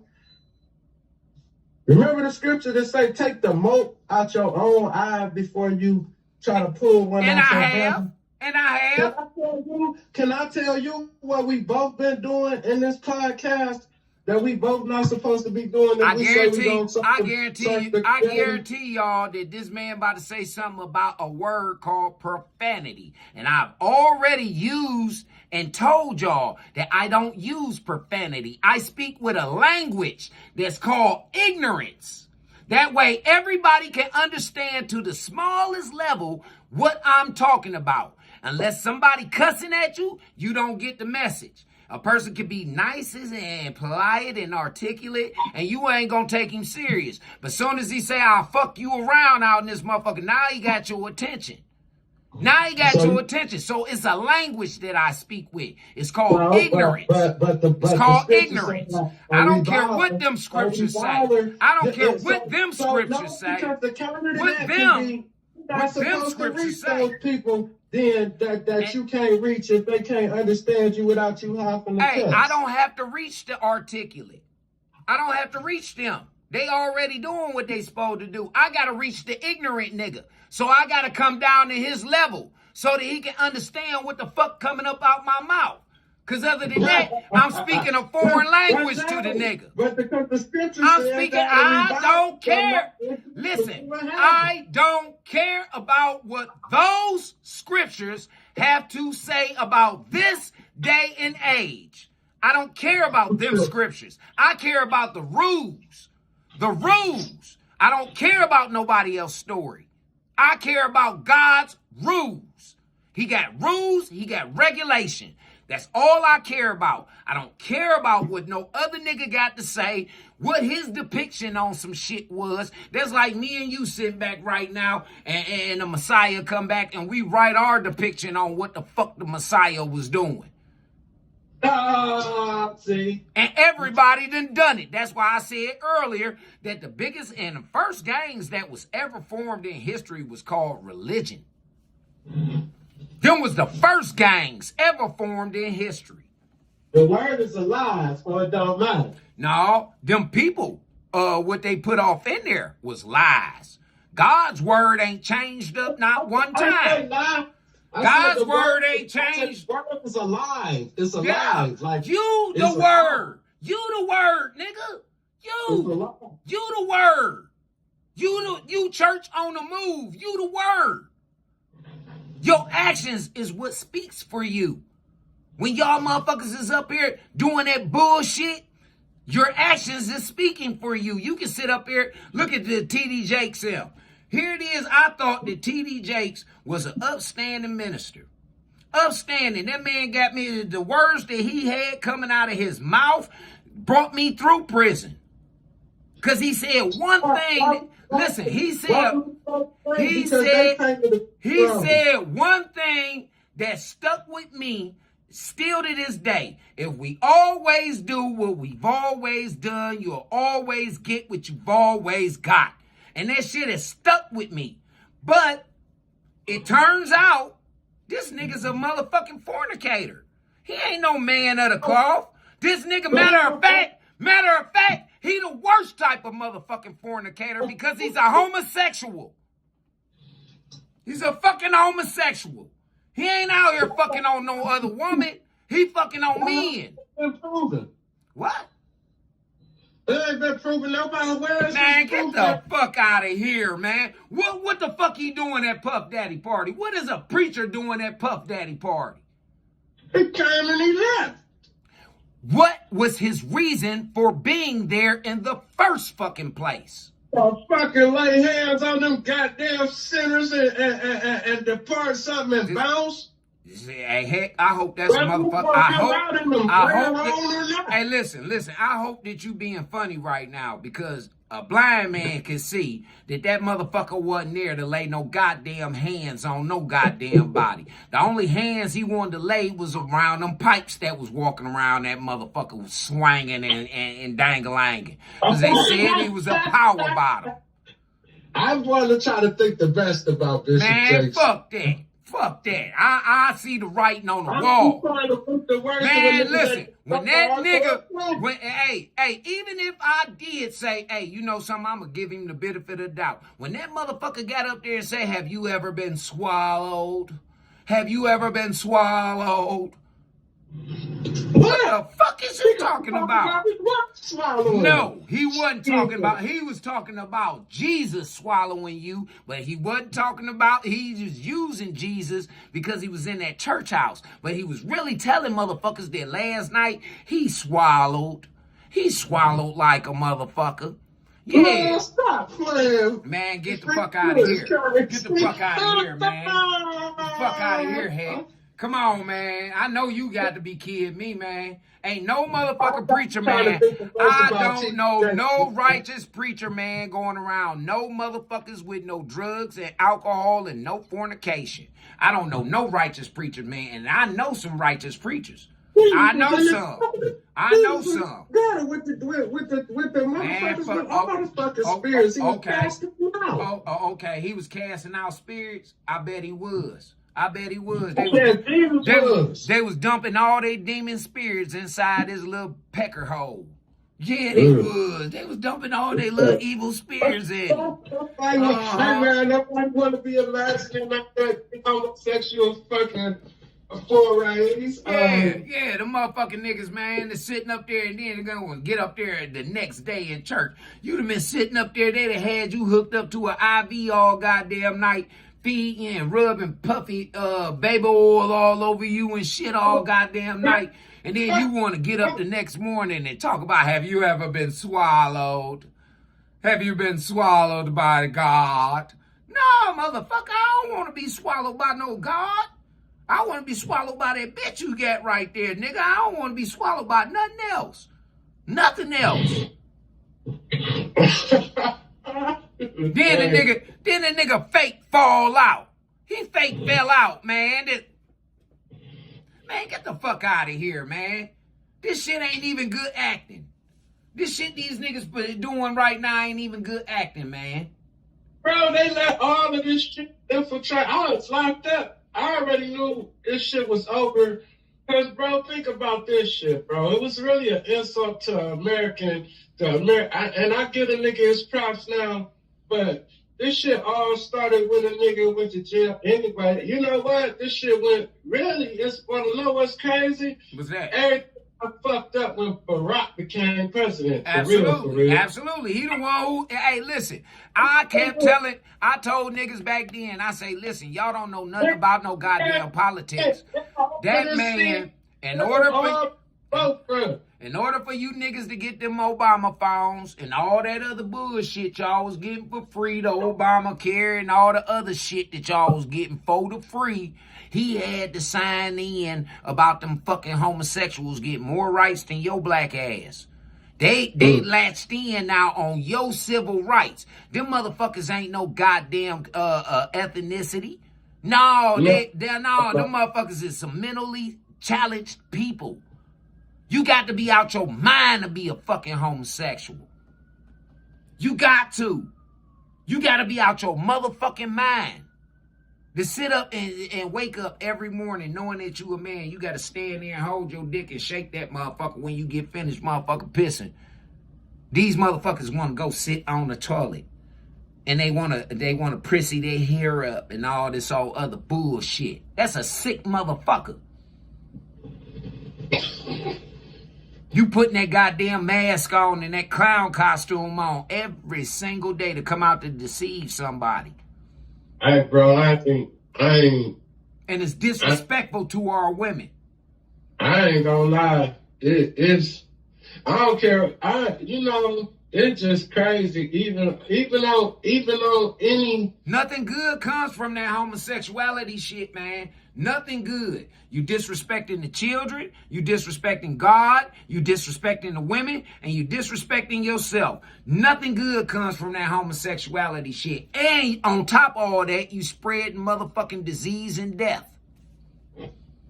Some of them European nations, they started that shit. I don't give a fuck about them. I don't give a fuck about them. I care about Turtle Island, my nigga. That's all I give a fuck about. I don't give a fuck about Russia. I don't give a fuck about none of these other goddamn countries. I'm about to ask you a question.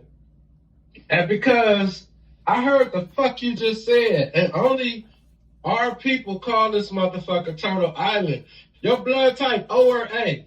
Huh? O? It's O, ain't it? Yep. Look. O negative to be exact. Look. I heard O negative is the rarest blood type that's on the planet. Listen, I'm about to tell you something about our blood type. O is a universal donor, but Absolutely. O negative is the supreme universal donor. O negative can give to all of them weird ass blood types in Africa that niggas don't even know exist, like MSN and ENSL. Why is it blood types in Africa that niggas don't even know exist? Check dig. I ain't giving my blood to nobody. Look. I ain't giving out no blood. I ain't giving out no motherfucking body parts. I ain't giving out shit. I give you niggas my advice. I give y'all the word of the Lord. He give it to me, I give it to you. You motherfuckers, that's the only thing you get from me. That's the only thing. Oh, I'm hip. I'm hip, bro. Child support test me for my race. My blood type, I'm positive. Yeah. Look what this shit say, Freaky. They be thinking we can't read. And it's signed by 6 doctors. The highest degree you could get, a PhD. And determining a person's race by their blood type. Look what this shit say. I, the undersigned, verify that the interpretations of the results is correct as reported. And I had got the white girl pregnant at Ashtabula. They racist as fuck out there. So the bitch kept putting black on my paperwork. I kept changing my racial classification to Native American. So I asked the bitch, I said, I see you keep changing my racial classification to black. I said, what you trying to call me, a nigga? The bitch got red as fuck. She said, why would you say that? I said, because that's what racist whites call people that they think is African American. No, black. see. I said, the fuck is black? I said, it's Mexicans that's darker than me in skin complexion. See? I said, it's Indian people in this country that's darker than me. I said, you don't call them motherfuckers black Mexican, it's black ignorant. Hey, listen, it's ignorant white women. Ignorant white women that does shit like that, bro. Ignorant white women. Yeah, I'm watching. I'm looking. I see what it say. I took the paper, I wrote black Native Americans. I said, since you're obsessed with the word black, and slid the paper back across the table. The bitch lied told me that they lost all the DNA samples and I needed to come in and let them swab my cheek again. So this white hoe sent this shit to all where the Montel, Maury, DNA Diagnostic Center. They the best in genetic testing to determine your race from your blood type. They went and got a Native American off the reservation with the long ass hair. Look, they said the alleged father is not excluded as being the biological father of the child named above. Based on the testing results obtained from analysis of the DNA loci listed, the probability of paternity is 99.998. So you the daddy. No doubt. Now listen, but while they was doing that, they was testing my blood with a Native American man that they picked randomly. They did a double test at the same time. Listen, the probability of paternity is calculated. This what they did. They compared my blood to an untested, unrelated, random individual of the Native American population. Assumes prior probability equals used to sell dope. They said, nigga, you ain't even got a half a gram of Native American blood in you, nigga. Shut the fuck up. They said assumes the probability, prior probability, meaning we think that, nigga, the probability of him being a Native American is this. So, in other words, what you gonna do is you gonna go on some shit that a motherfucking white man telling you instead of what your ancestors. Your ancestors. Bro. Ancestors raised you. Listen, this is what they assume. I don't give a fuck. Hey, what did I tell you my biggest motherfucking problem was? My biggest problem was worried about what a motherfucker got to say. I learned to say fuck 'em. Somebody finish their point, bro. Look, it don't matter what they assume. The test proved them wrong. Yeah. I'm a Native American. Listen, Okay. It say that. Listen. Okay. All the possible mutations. I'm trying to explain something to you. DNA and genetics can mutate. It said all the possible mutations were observed. Absolutely. Listen, the mutation frequencies were included in the calculation of the probability of paternity. Now, look what else this say. This paternity calculation does not take into consideration any biological relatives of the alleged father. The doctor said, bitch, this nigga is a Native American. We don't even got to know who his mother and father is. His blood matched with a motherfucker that we just went and snatched off the reservation. They ain't even related, and their blood type is a match. All the ALs match up. So he got to be a Native American. So what this got to do? What this got to do? Everything. Hey, heck, what does this got to do, big dog? With you a Native American, motherfucker. No shit. You so African American. I ain't never said I was African American. Or the blood I never type said of that. I never said that. I've never came on this motherfucker and said that I was African American. It's never been on my. It's never been on my. It's never been on my birth certificate. Never. It's never. one of our brothers and sisters that's running around here. That's their fault. That's their fault. That's their fucking fault. That's their fault. That's their fault. That's their fault. Turtle Island, nigga. Only way somebody gonna call America Turtle Island is if they family and they elders and they bloodline came from here from the beginning, because that's what we call it. Is my point. I pick up on everything. I'm never slipping. You said the only fucking thing I'm worried about is Turtle Island. That's and it. I feel the same way. All these motherfuckers can go back where the fuck they came from. That's right. That mean the African can go back to Africa. The Caucasian can go back to Europe, and everybody the fuck else with an and, everybody else with an and on the back of their motherfucking ethnicity can get the fuck out of here. So that my people can inherit our fucking land. Poison our country. So that we can inherit and repair our fucking land from y'all bullshit. All the waste. Like he said, the pollution to our water, our air, our soil. All of that shit. Y'all niggas need to get the fuck out of here and go back to y'all hellholes that y'all come from. Because all of them are hellholes. Somalia, every motherfucking place in Africa is a fucking hellhole. Hellhole. I ain't gonna say that. Man, take your ass back there to them I dirt wanna roads. go visit, but I don't want to move there. I don't never want to visit. I don't want to visit. What the fuck do I want to visit for? These people done showed me what type of people And we ain't no fucking Man, Africans. listen. These people done showed me what the fuck they are. I don't want to go to your motherfucking house. If you are unruly ass house guest in my motherfucking house, what make you think that I want to go to your fucking house? If you unruly in my house, why would I want to go to yours? Fuck them other countries. Straight up. All of them. Fuck all of them. Get y'all asses out of here. When y'all motherfuckers came over here and you got citizenship, you signed a motherfucking contract that said that you are now American. America comes first. We come first. Fuck your other ethnicity or take your ass back to that ethnicity. Straight up.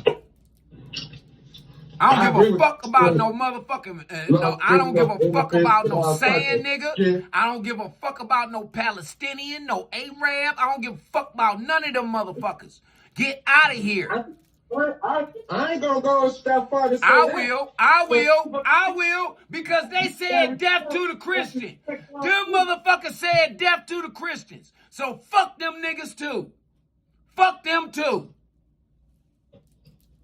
You over here on our fucking soil. Go take your ass back over there in them sand dunes and say fuck the Christians. Why the missiles coming over your goddamn head? Why did y'all bitch asses get on our fucking planes? Bro, stop. Why? Bitch ass niggas, cowards, motherfucking cowards. I got homies from all races, bro. Man, listen, I got human beings. I got homies that's human beings. Fuck a race. You know, yeah, the brotherhood of humanity is everything. Fuck a race. I got homies that's human beings. I respect that. They don't have no race, heck. Well, on that note, let's get together, man.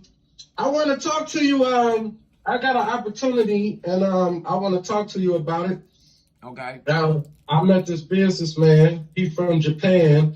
He looking for cassette CDs and vinyls of underground artists in America to break them in Japan. He got the store. He buying units. So that's from me to you. Yes. And I'll give you the plug, not on here. And you can tap in, man. It's an opportunity to get that money off the music like we ain't get a chance to get in the late 90s and 80s. They did a whole research on how they buy music in Japan. They like the physical copies. They look at music as more than just music. They really don't like the stream. They like collector's items. They like opening the CD, looking at the pictures and the booklets and shit. They say underground artists is selling in Japan for $18 to $30 a CD. Mm-hmm. We can manufacture here and wholesale them $13, $14 a CD, even 11. That's 11, 13,000 of every 1,000 units. Mm-hmm. So I got some shit I got to do, man. I had a great time being on the show, man. I appreciate you for coming in, too, man. You know I was going to hit you up. I've been trying to get you on here.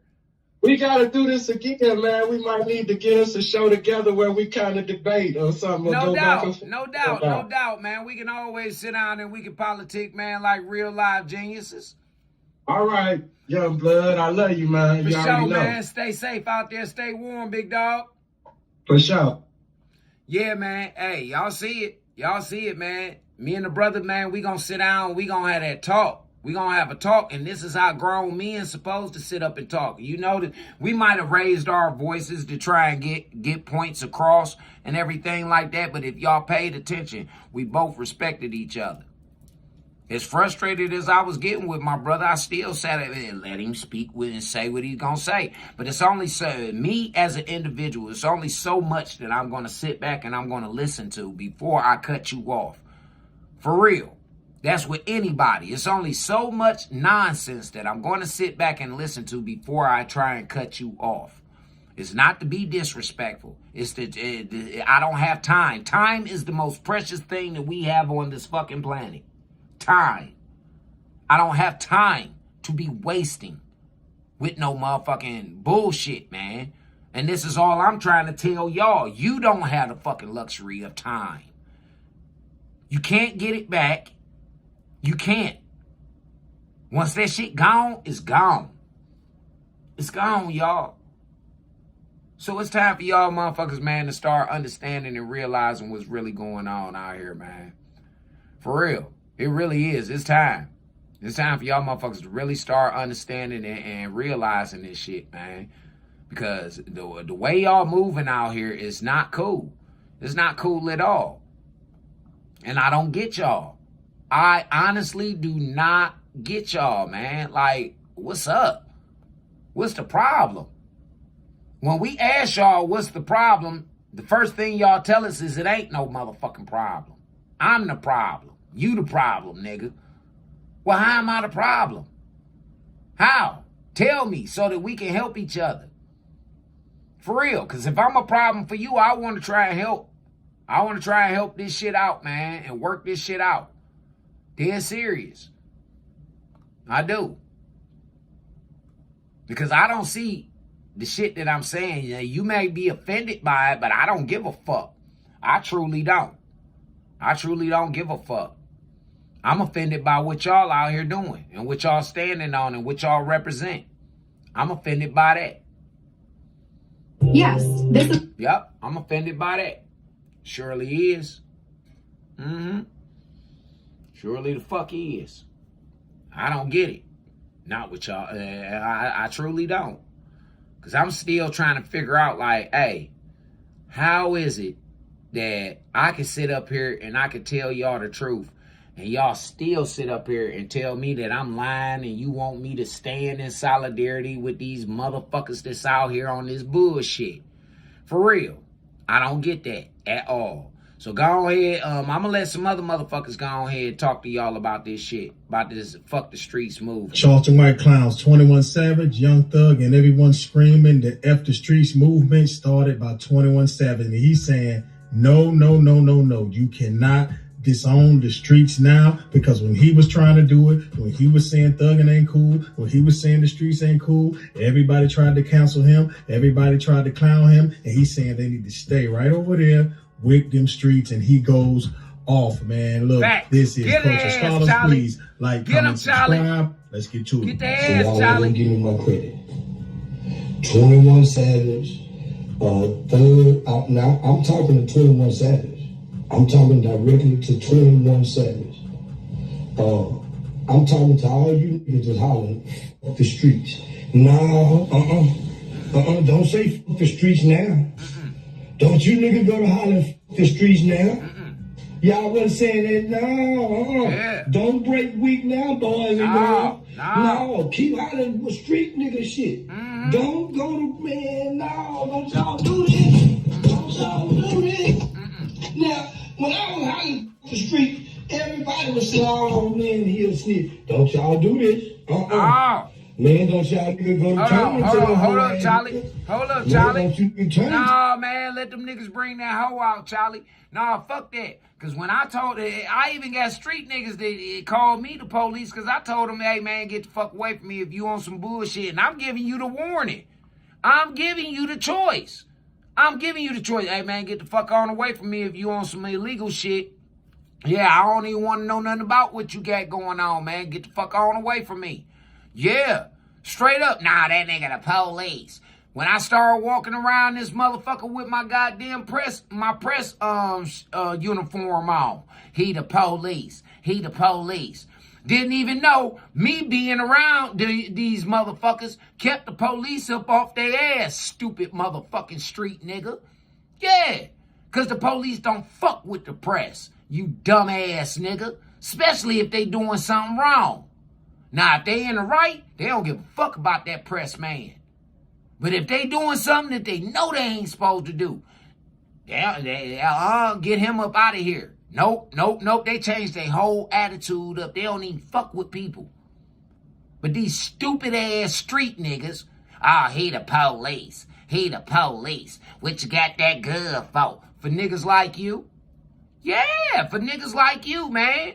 Street niggas. You see, I wear mine outside. I ain't got to tuck mine.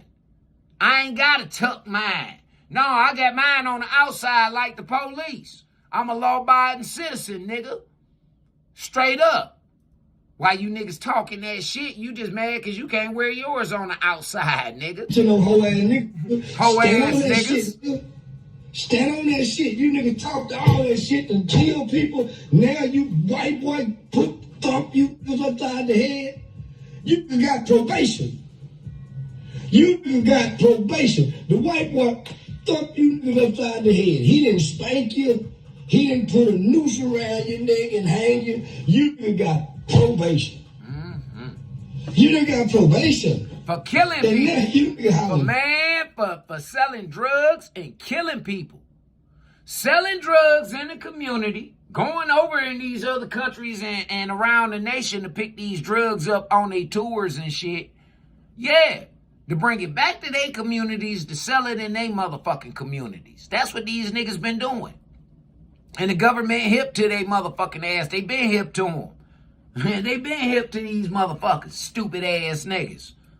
But y'all think that's some, oh man, he flying in a Lear. That nigga, he flying in a Lear. You know why he flying in that Lear? So he can bring that dope back. Yeah, he ain't got to go through motherfucking TSA. He go through a Clearport. Couple of dollars, slide right on through. Sure enough. And they go in through private airports. Yeah, see y'all, yeah. Like I say, the street nigga ain't as smart as he thought he was. No, he's a dumb motherfucker for real. Off the street? No. Fuck you niggas. We ain't letting you get off 21/7. I ain't. We're not letting you get off the hook that easy. Because your partner's told. You was broke weak. You was broke the code. We ain't saying the streets. We saying we need stay in the streets. Don't bring y'all scary ass over here still talking street. No, stay over there. Go to jail and get killed. Yes, ma'am. Come on in. Oh, yes, ma'am. We just need some time. That's what I say. I'm in here talking That's to what the I street. say. You talking about no, Pooh Shiesty, put that gangster shit back on. Come on with it, young. No, man, I hate you hypocritic, fraud ass niggas. Me Just too. 6 months ago, you was trying to. I hate these niggas too, Charlie, because they tried to make me think that I was a motherfucking hypocrite when these niggas was the real live motherfucking hypocrites.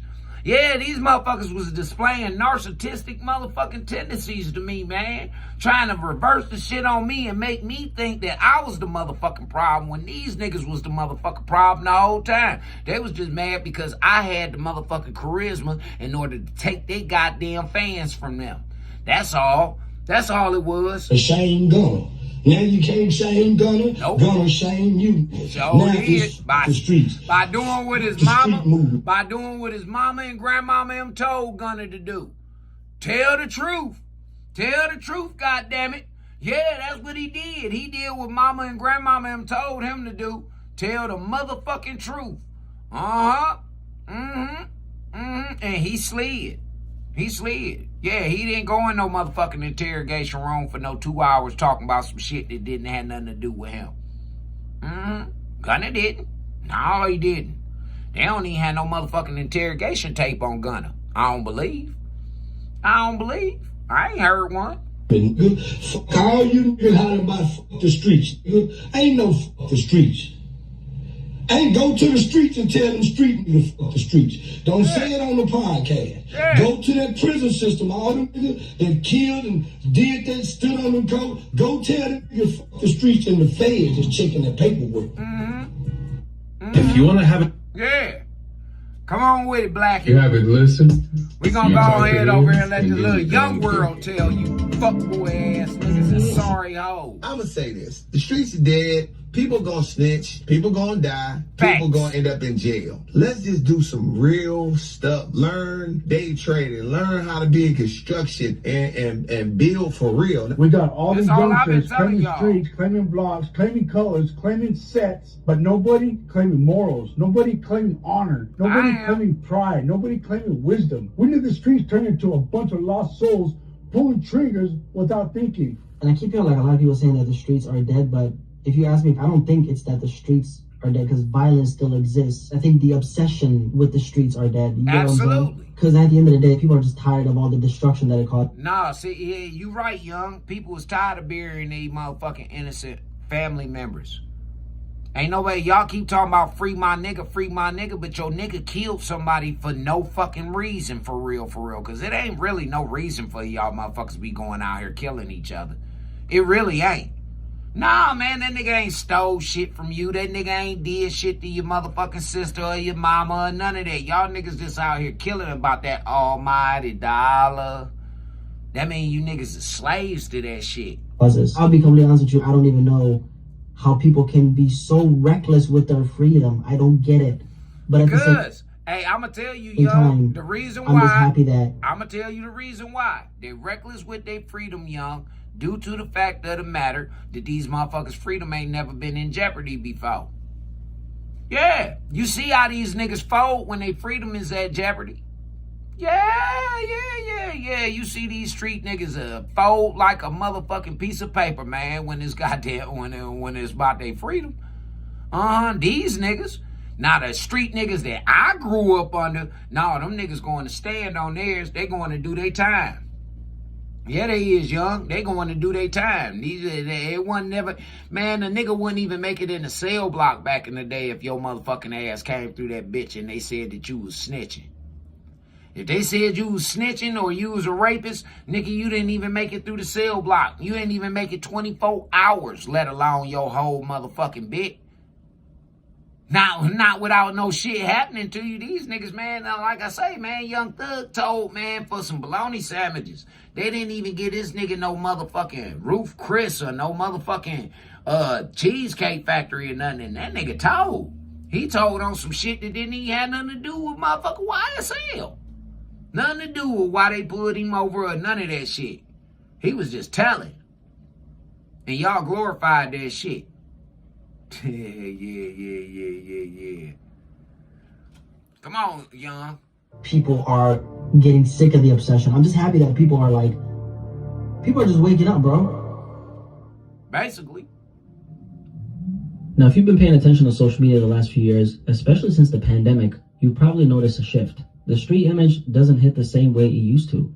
Not because violence disappeared, but because people are exhausted by the damage it's caused in real life. Everything feels louder, more reckless, and harder to defend. So even though the violence is still there, the obsession behind it is slowly starting to die out. Now, for most people, the street lifestyle isn't something they actually lived. It's something they were first introduced to through media, movies, rap videos, documentaries. After the rise of NWA in the late 80s, what started as raw storytelling from places like Compton and South Central LA slowly turned into something else, the birth of gangsta rap. Now, didn't the OG come on here earlier and say that shit? Didn't he come on here breaking it down?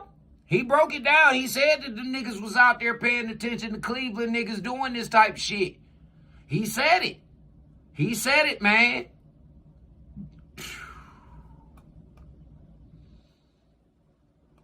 As that sound grew, major corporations stepped in, the streets got commodified, and the hood turned into something you could package and sell. A genre that was originally created to amplify black voices eventually became a product in a much bigger business game. But underneath all that, the truth was always simple. This started with inner city kids rapping about what they're seeing every single day, whether it was... You heard that. This is how rap started out. This is how hip-hop started out. What up with a nephew? What's going on, man? Shout out to everybody tuning in. Yeah. This is how rap started out. Niggas talking about what they experienced in life. What they were sitting on the porch, observing. Not niggas who was in the streets, because the in the street motherfuckers didn't want what they was doing out in the streets. They didn't want that shit to be known. They didn't want their mamas and grandmamas to know that they sold dope or was gang banging. And they sure didn't want their mama and them knowing that they done killed some motherfucking body. They sure didn't. They didn't want nobody to know that shit, man. It brought shame to the family. To the family. Grandmama and mama was nervous that their houses might get shot up because you done went and killed some motherfucking body. Not nowadays. No. Like you said, we got little 21 Savage and all these niggas that done ran around here with that drill shit. And now all of a sudden, because they punk asses is about to get caught up on them Ricos and all that, now all of a sudden these motherfucking niggas wanted peace. No, keep that same energy, gangster.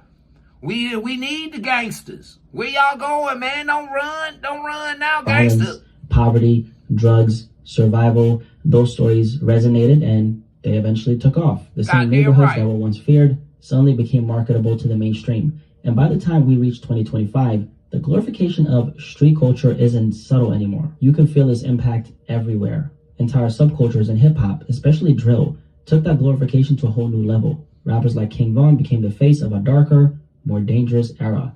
And the consequences of that are still being felt in communities today.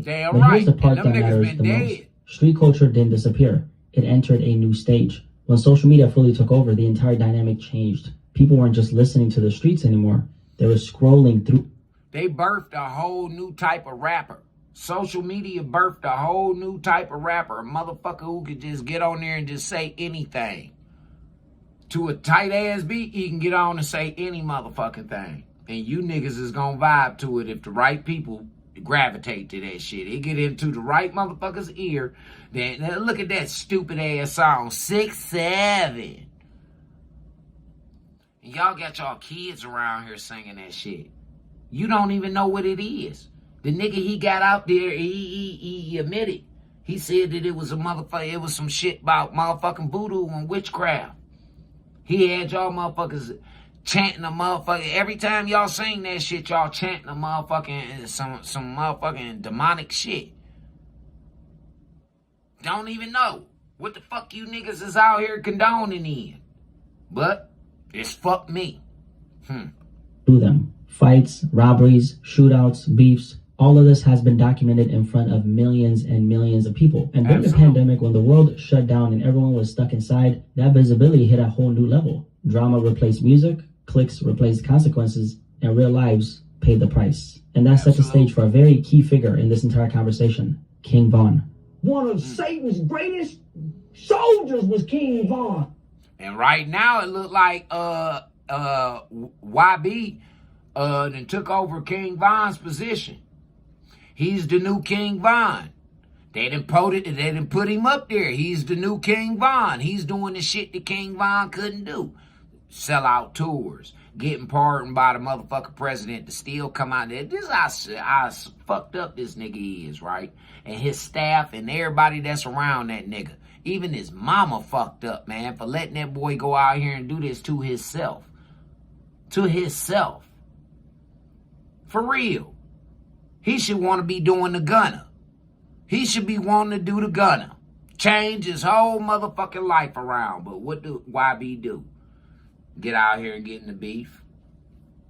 He let these niggas jab him up. Look at Lil Durk right now. He let the internet, sorry ass niggas on the internet, hype him up to get caught up in some motherfucking murder for hire.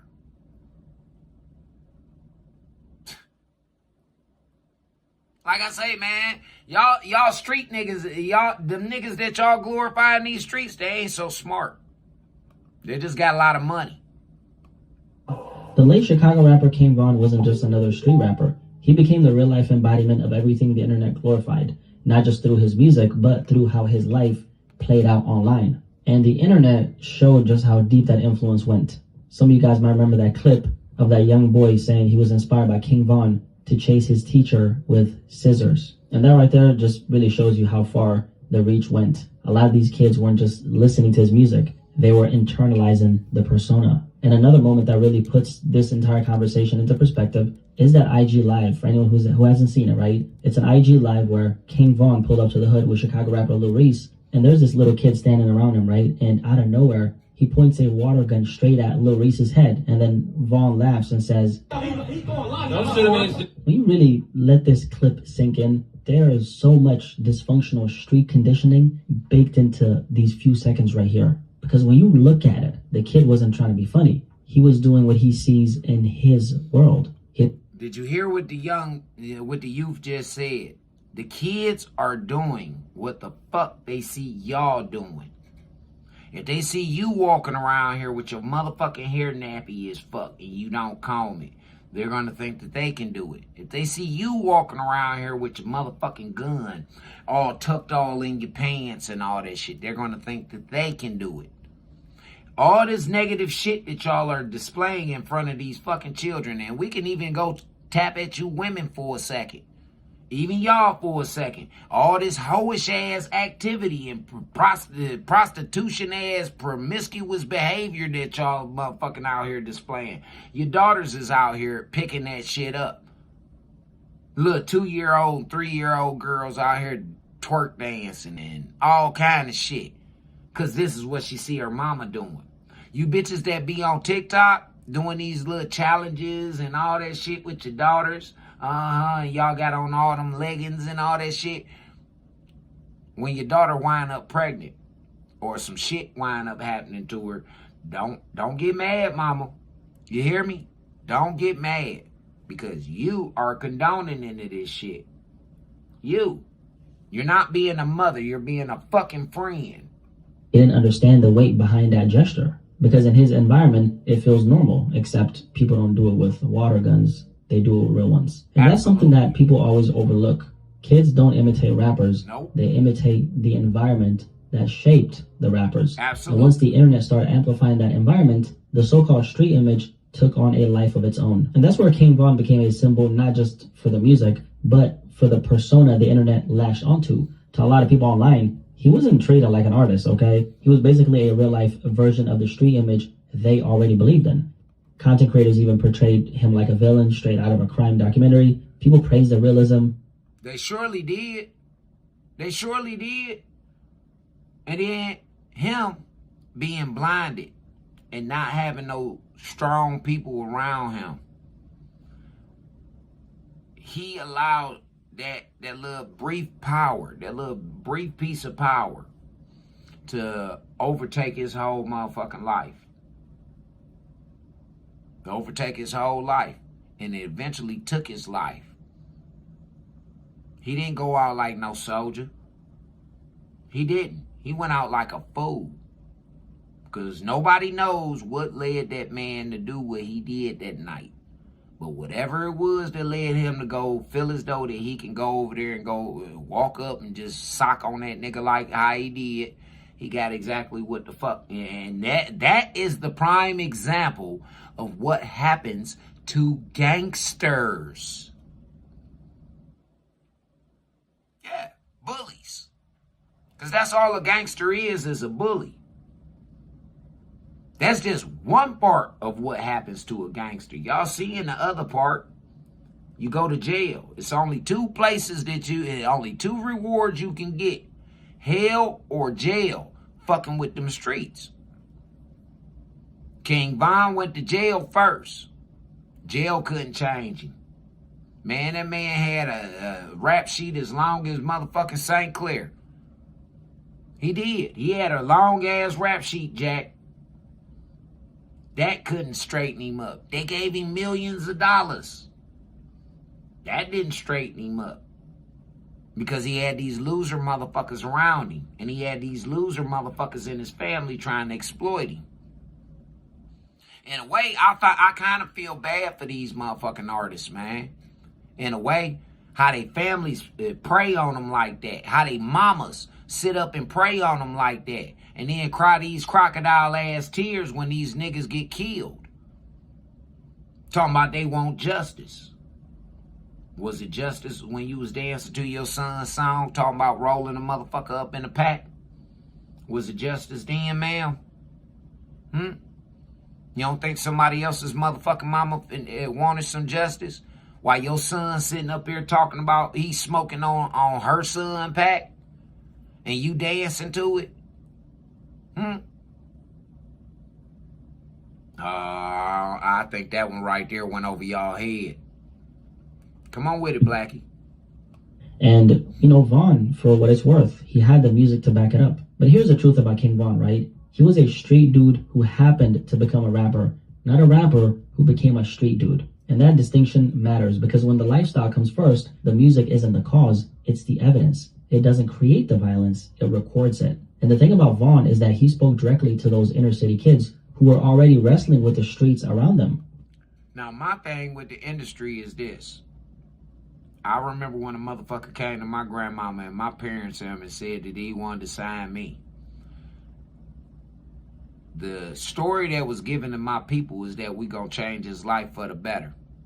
He's gonna be very wealthy if he works hard. You feel what I'm saying?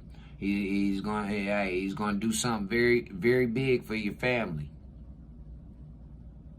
That didn't happen because I didn't want to, do the shit that they wanted me to do, which would have caused me to go against everything that my motherfucking grandmother and my mother and my aunties and the community had embedded already into me.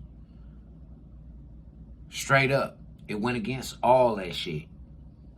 And the more I stood on my morals and my values and my integrity, the more and more these motherfucking people wanted to paint me out to be the bad guy, the rapist, the drug dealer, the gun-toting nigga.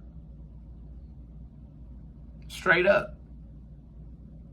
Like I said, I can walk around with mine on my hip, not tucked in my pants, nigga, on the outside like the police. Because that's how you supposed to wear that bitch.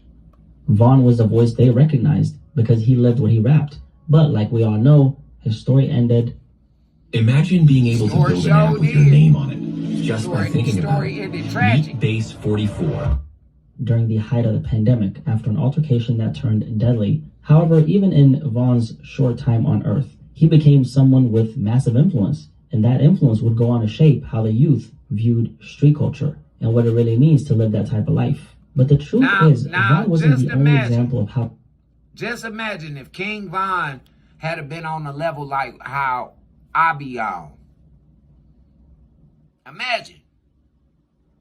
I don't think we'd probably have so many of them motherfuckers. King Von probably still be alive right now. If he'd have been on the level like what I be on. And that y'all persecute me so bad for. I'm just being honest. I'm just being honest here. That young man could probably still be alive. A lot of them could still probably be alive right now. Mo3, Nip, motherfucking, hey, the list goes on because we done lost a lot of them since 2000. Since 2020. We done lost a whole bunch of them. How deep this glorification went. Over the years, there were a bunch of moments, big and small, that showed just how far the culture had drifted from reality. Moments that made people kind of take a step back and say, wait a second, how are we still celebrating this? Now, one of the clearest examples of that is a story I covered years ago, the case of Philadelphia rapper Pop Hunna. Now, Pop Hunna is a rapper out of Philly, and a few years ago, he had real momentum. He was picking up steam in the rap world, his music was going viral on TikTok, he had a few big cosigns, and a few big records, and he looked like he was next up.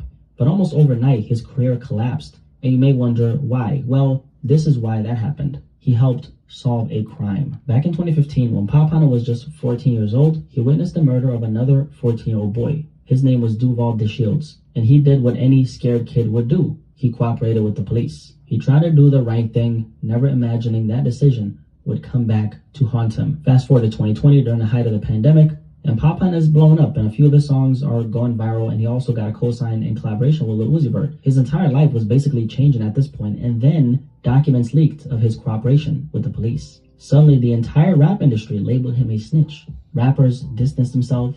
People clowned him online like he betrayed the streets. Even artists he worked with, like Lil Uzi Vert himself, completely ghosted him. Like he just stopped responding to him, and he acted like he never really even knew him in the first place. And keep in mind, he didn't do anything morally wrong. He was just a witness in a homicide case where another child lost their life. And still, he got blackballed from the rap game forever. I'll never forget the story because it exposed something a lot of us have known about the so-called street code. So, my thing is, if we seeing this, then why is it that we can't hold the people that run these companies accountable? Huh? Why is it that every time, and I think that that's what we need to do, America. We need to start holding these motherfucking record companies accountable for these artists going to jail and dying. We need to start holding these motherfucking companies accountable. You know why? Because the company is the only one who cashes out in the end, whether that nigga dead or he in jail, goddammit. He's the only one, the record company is the only one that cashes out. Family members don't even get royalties, nothing. They don't get to own no masters or none of that shit. None of that shit. Who controls that industry? Them people with that curly hair and wear them black hats. Yeah, them the people that control the motherfucking music industry. I was watching the documentary last night on Jimmy Cohen out there in motherfucking California, the Jew. And how he was such a gangster out in that motherfucker. He took over L.A. He took over Hollywood. You want to see a documentary movie about him? Y'all can always go watch that that one movie that they got out. What was it called? Mafia Land? Some shit like that, yeah. Mob Land or something like that. Yeah. That's all y'all got to do. It's a documentary, a documented movie. And I think Sean Penn played Jimmy Cohen off in that motherfucker. But I'm just saying. Street culture does not care about what's right. It cares about maintaining the image. And when people started seeing how backwards it really is, you know, how doing the right thing can get you exiled, that's when a big part of the obsession started dying. And it's not only rappers who got punished by this mentality. Going all the way back to the late 80s. Like I said, it changed me up with this shit when I seen that the record company itself tried to set me up, not once, but twice. Twice. For real. That's what changed me up. It wasn't just the fact of the matter we fucked him over the first time. Nah, we gonna fuck him over again. And we gonna steal all his motherfucking royalties, and we gonna rewrite these contracts and all kind of other shit. We gonna forward some shit, all kind of shit. It wasn't until I woke up. And when I woke up, God released me from the prison gates, and I ain't looked back at them motherfuckers. I ain't threw a rock at them bitches. Not a one. Not a one. But it pissed me off so bad that these motherfuckers that's running around here doing what I was accused of. And that these motherfuckers went to the extent to suppress evidence, to man, just do all kind of shit, man. To try and make it seem like I was this unrighteous ass person that didn't have no morals or no values or no integrity. They did everything in their power. I wonder how life working out for the motherfuckers right now. This mindset was already destroying lives, and by the early 90s, it led to one of the most disturbing stories in Chicago history. And it starts with an 11-year-old boy named Robert Yummy Sandefur, nicknamed Yummy because he loved cookies. Before he ever had a real childhood. Y'all listen to this story. All you young motherfuckers that's up in here. Y'all listen to this story, and I want your parents to listen to this shit too.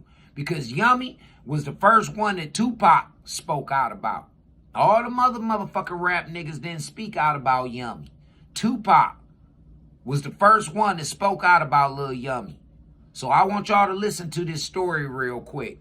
He was recruited into the Black Disciples, a Chicago street gang that had been around since the late 1960s. Now one day the gang handed him a gun and told him to shoot at a rival, a so-called test of loyalty. But when Yummy fired into a crowd, he accidentally killed a 14-year-old girl named Siobhan Dean. Now what happened after that is that the police were looking for him, and Yummy, because he was a little boy, right, he got scared, and he tried to turn himself in, or he was actually about to turn himself in. And that's when the gang looked at him and said, this kid is going to be a problem. And that's when two teenage gang members took Yummy under a bridge, told him that everything would be okay, and shot him in the back of the head. 11 years old, killed by the same culture who convinced him that this was the only way to belong. And that's a truth. Did you hear that? The gang and that young man was 14 years old, man. He didn't know nothing about no motherfucking gang banging. He didn't know nothing about none of that shit. He had some older kids tell him, just like y'all motherfuckers who telling me that I'm wrong for what I'm standing on. Tell him that, here, in order to be down with us, you gotta go kill somebody, or you gotta go shoot somebody. And the kid wanted to be down with him because he lived in the neighborhood. They was probably bullying him. They probably outnumbered him. And he trusted them people. Just like how I trusted the motherfucking nigga that I did business with.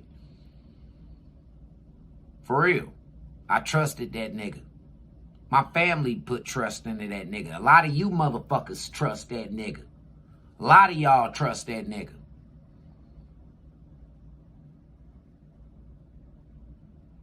Just luckily, I didn't lose my life.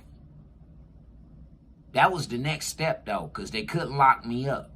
They couldn't lock me up and they couldn't silence me. So the next step is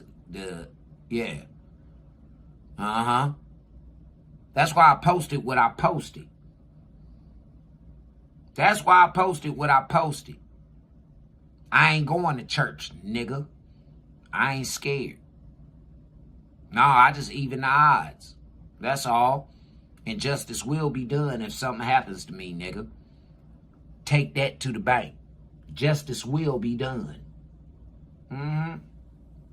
Truth about the streets. They don't mentor kids. They recruit them. My husband used to ejaculate prematurely until this. My hubby is ejaculating so fast, and he gets so anxious about it. Commercials. They don't protect kids. They sacrifice them. All for a reputation that was never real in the first place. And here's the thing. Stories like this didn't just expose the truth anymore, right? After a while, they stopped feeling shocking and started feeling familiar. Same outcomes, same funerals, same wasted potential. And when you grow up watching the same endings play out over and over again, at some point, it stops feeling aspirational and it starts feeling exhausting. That's why you're seeing something change. Even people who once fell for the image are starting to realize there's nothing powerful about throwing your life away for the streets and the image that comes with it. But this... Hey, man, to that young man, did you hear what he just said to y'all? Nephew, you know damn well I tell you this shit all the time, man. I tell you all the time, man, there ain't shit. You got a family. You got people that love you and care about you, man. It ain't nothing out here in these motherfucking streets that's worth you throwing that away for. Take it from a nigga who don't have a family. I lost my mama, my daddy, my sister, my uncles, my grandparents. For real, take it from a nigga who don't have no motherfucking family. I got all of the motherfuckers. Now, me, myself, personally, I got all of the attributes that these motherfuckers got. But you see the decision that I choose to make? You see what I choose to stand on? And y'all so worried, just like how big homie Hector was so worried about my profanity and my delivery. And how I'm telling y'all that y'all are the ones that's fucked up. It's not me. It's not me. It's you. For real. Oh, well, you gotta pull that out, y'all. No, I ain't gotta pull nothing out my eye. I told God already, man, this is a language that I created. Everybody else want to call it profanity. Yeah, I call it a language. And you see that this is the low-level ass language. I don't give a fuck how much you done went to college and how many of them big-ass words you done studied. None of that other shit. No, this is the language that they understand. This is where things get more complicated because not everyone who ends up in the streets is there for the same reason. Absolutely. Yes, for some people, for a lot of people, it really is survival, limited options, real economic pressure, growing up feeling like the world was already stacked against you. And when someone lives in that headspace, when it feels like you don't have much to lose, that's when you start seeing what people call crashing out. Crashing out is when someone moves off pure ego or emotion with zero thought about what comes next. Essentially, they make a very irrational decision and throw their entire life away. But here's the part that a lot of people don't really like talking about. When it comes to the majority of these cases that we're seeing now of a lot of these young kids crashing out, it's not survival driving their behavior. It's something else. There's another group, a huge group that barely gets mentioned. Kids who actually come from decent homes, parents who care, food in the fridge, a bed to sleep in. They're not running from hunger. They're not running from danger. They're running from being a nobody. And this is what the majority of these crash out cases looks like now. It's a bunch of young lost souls ready to crash out over some... Same thing with the internet. It's a bunch of motherfuckers who ain't qualified to talk about half of this shit that they be talking about. They just doing the shit for attention and fucking clickbait. That's it. That's it. They not qualified. Half these motherfucking hoes telling y'all to go out here and live your soft girl era and all this old other shit. The motherfucking hoes ain't going through what you going through. That bitch ain't got no motherfucking multiple baby daddies. About multiple different, shit and all. She lives in the night. Jasmine Crockett. She's the prime fucking example of what I'm talking about. Jasmine Crockett. She's not a foreigner. She's an American, born and raised nigga. But she was born in a little bit of wealth. And that wealth rides with her right now, even though she's sitting up here cosplaying like she one of y'all, ladies. She one of y'all. Got y'all thinking that this is the thing to do, when it's not. Dead serious, man. The minuscule trying to find themselves through killing another person, because that's the only time they feel a sense of worth. When you feel invisible in every part of your life, the streets promise something fast. Status, fear-based respect, and identity. So a lot of these kids aren't choosing the streets because they have to. They're choosing it because they want to be seen. And that's why this new generation of young criminals are especially dangerous. So with that being said, hold on, Blackie. If these kids are wanting to be seen and the mama is at home all of the goddamn time, what's the problem? Bitch ain't got no job. She ain't going to school. She don't even want to go volunteer work for no motherfucking food stamps or nothing to help out around the motherfucking house. So she ain't got no time to pay no attention to her child? What the fuck is she doing? This is the question that the government asking y'all, ladies. What the fuck are y'all doing? And now it's apparent what y'all doing. Y'all getting high. Y'all out here, y'all fucking off.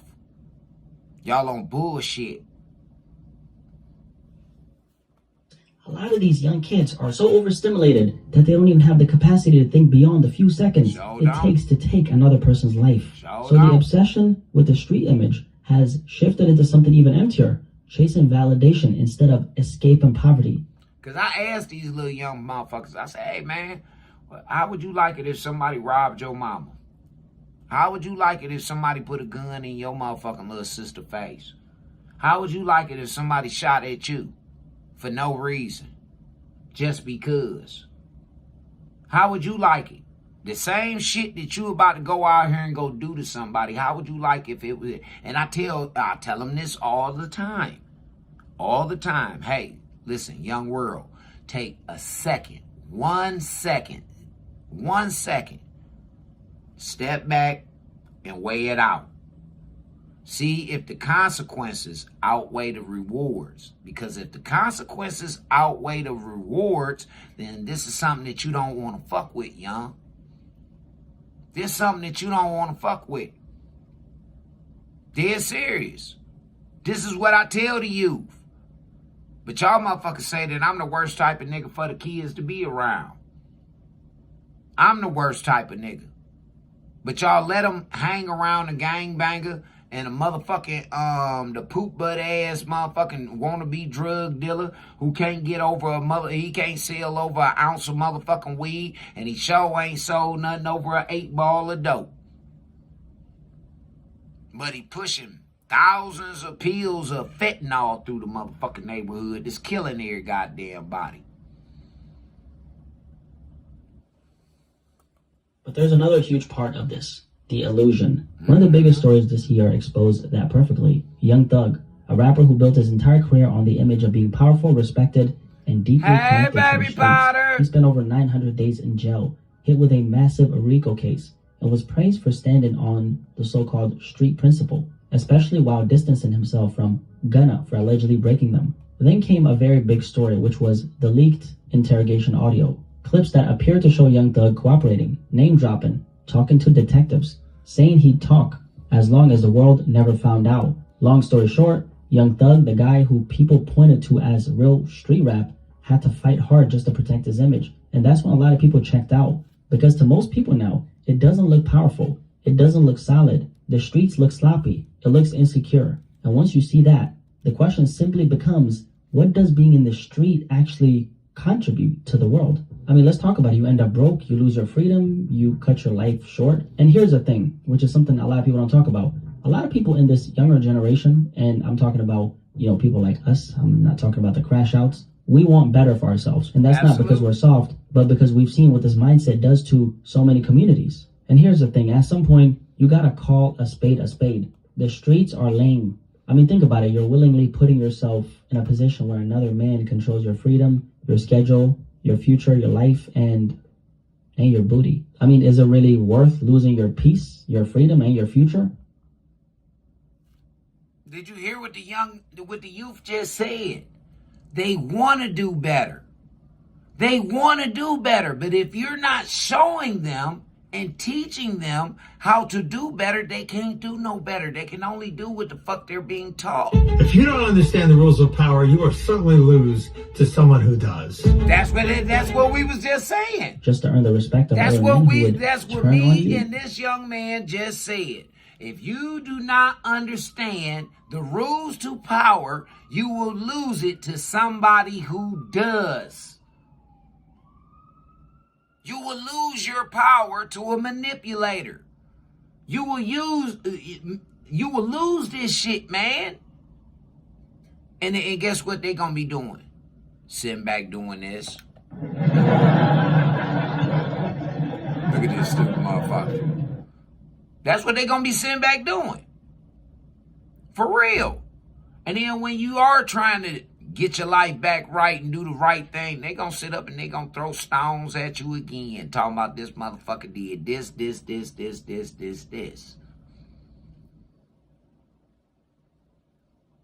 ain't gonna never tell you why this person did this. They ain't gonna say that they was antagonized to do it. They just gonna tell you about what the person did.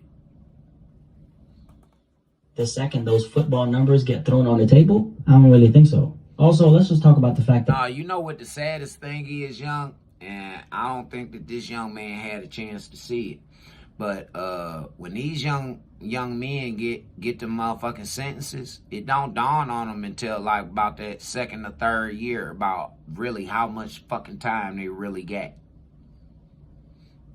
It was all fun and games, and it was all, oh, nigga, you ain't got shit. Yeah, it was all that until that second or third year kick in. And you seeing the same motherfuckers every single day, all day long. You smelling nothing but funky ass feet, funky ass underarms, and funky asses. All day long. You out there smelling cow manure all day long. I'm just saying, these kids don't want to experience that shit. Yeah, little young motherfuckers like this young man that's talking, he don't want to experience that shit. And he shouldn't have to, because your motherfucking child wasn't raised right. Because you didn't want no motherfucking father in your child's life. Because that's the main problem. It ain't about these fathers keeping you mothers away from y'all motherfucking children. No, it's about you mothers keeping these children away from the fathers, who are supposed to be the disciplinaries. They're supposed to be the long arm of the law in the family household. The men. But y'all don't have no men in your fucking household to be the long arm of the law about a goddamn thing. Or you got a baby by another motherfucker. And you can't say shit about her baby with a loser motherfucker. You can't even tell that baby that if that baby about to hurt herself, you can't even, oh my God. Hey, don't you yell at my motherfucking baby. Don't you yell at my motherfucking child. So now it's a rift in the household. That people are exhausted. If you grew up in a neighborhood that, let's say, had a bunch of gang activity, or if you're connected to that through, let's say, family or friends, you've seen what it does. You've seen the funerals. You've seen the trauma. The same cycle repeating itself over and over again. And over time, normalizing violence doesn't just hurt people. It kills entire communities out. You start seeing food deserts, businesses pulling out, resources disappearing because they don't want to keep losing money in places where chaos is normal. And that's another illusion people are waking up from. Let's not forget that the street image is built on an undisciplined structure. Here's the harsh reality about... Just like you niggas that go and spend y'all money with the motherfucking crackheads and them niggas that break into these stores in y'all motherfucking communities and shit like that. Y'all spend that money with them motherfuckers. Y'all supposed to be kicking them niggas in their ass. Because what did the young man just say? Eventually, these people with them stores, they gonna pack it the fuck up, and then what you gonna have? Then you'll be sitting up there talking about we ain't got this, that, and the other in our community and we being deprived. No, nigga. You ain't being deprived. They trying to get your ass up out of there. It's discipline. It's correction. You hear me? What up with it, nephew? I see you out there, man. Shout out to my motherfucking nephew, man, out there in the feds, man. Hey, nephew. Hey, man, I'm trying to keep these little young motherfuckers and these niggas from where you at right now, man. Dead serious. That's what I'm talking about right now. See, my nephew got caught up in some fuck shit, man. Dead serious. My nigga one of the hottest rappers from up out of motherfucking Knoxville, Tennessee, nigga. One of the hottest niggas. For real. And y'all motherfuckers is sitting up here. I guarantee you right now, that man to do anything in the world to be out here with his children and his fucking family right now. Dead serious. Rest in peace to my sister, man. My sister died when my motherfucking nephew, man. Right before. Wow. He dealing with this while he's fighting his fucking case.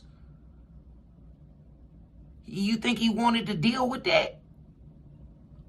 Trust me, I lost my mama last year, so I know he didn't want to deal with that shit. I know he didn't. Just like y'all motherfuckers don't want to deal with that shit. But y'all sitting up here listening to Pooh Shiesty and listening to all these other niggas telling y'all to go do the drill, sell the dope in the motherfucking community. But them niggas ain't telling y'all because they not standing on their motherfucking consequences.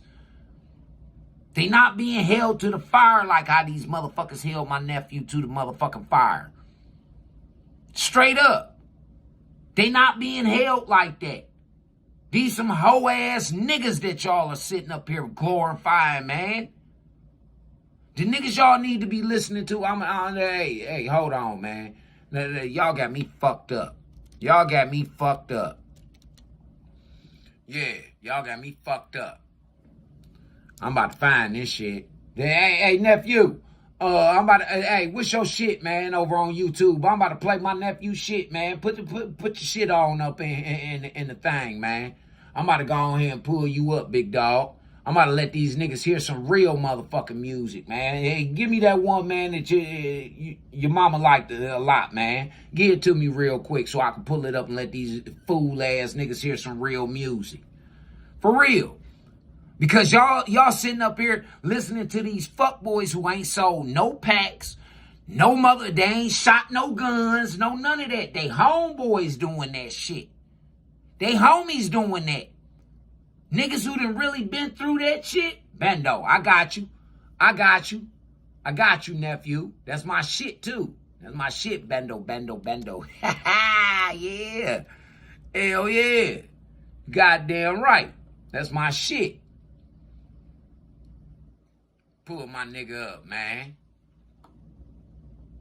Got my nigga all fucked up on this bitch. Come on with it, nephew. Hell yeah. Party in a motherfucking bando. Call your bitches, let your motherfucking friends know. It's a party in this motherfucking bando. Hey, man, I'm so drunk, I'm about to throw this shit up. Yes, me roll this shit up. Say you got hoes, fuck it, call the hoes up. Tell them to party on us. Piss off the neighbors, they know that we don't give a fuck. We about to turn this bitch up. Gotta stay safe, so you know the 40 on top. Right by the crack in my nuts, these niggas they hate when you getting it in. Hate for a nigga to win. Oh well, I don't need no new friends. I just need me a new Benz. Get a zip with it, nigga bitch twins. Real do that shit again. See that you got hoes, fuck it. Say it's a party. Tell them to bring all their friends. We got everything you need, baby. What's your drug of choice? We got money, ecstasy, and the weed to taste this choice. We got gin, we got lean. Wanna sleep and make some noise. Hold on, turn the music down before the people call the boys. Cause it's a party in the bando. Booming in the bando. We got Molly in the bando. Couple thotties in the bando. It's a party in the bando. Free girl, let your friend know. We get lit just like a candle. Baby, now man, fuck the handle. It's a party in the bando. That is my favorite verse, nephew. Party in the bando. This my favorite verse coming up.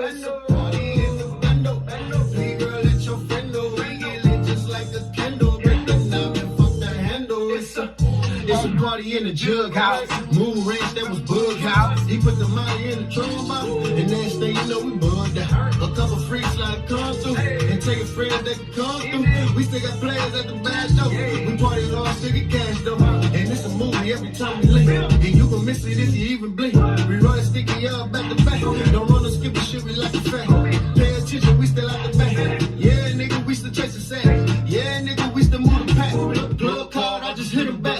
Said he got a party pack skills. Gotta put a freak off in the middle. Molly in the system make a get. But it's cautious cause she want the pick. She ain't fucking then I Uncle Philip. Throw that bitch right at the front door. I know your ass heard what I said, yo. It's a party in the bando. Party in the bando. Booming in the bando. We got Molly in the bando. Couple thotties in the bando. It's a party in the bando. Free girl, let your friend know. We get lit just like a candle. Bring the knob and fuck the handle. It's a party in the bando.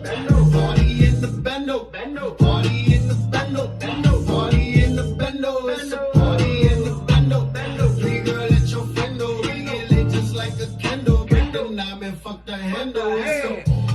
Go ahead, nephew. Y'all know what it is, man. My nigga be home real soon. He touching down real soon. He walking it down like a real one.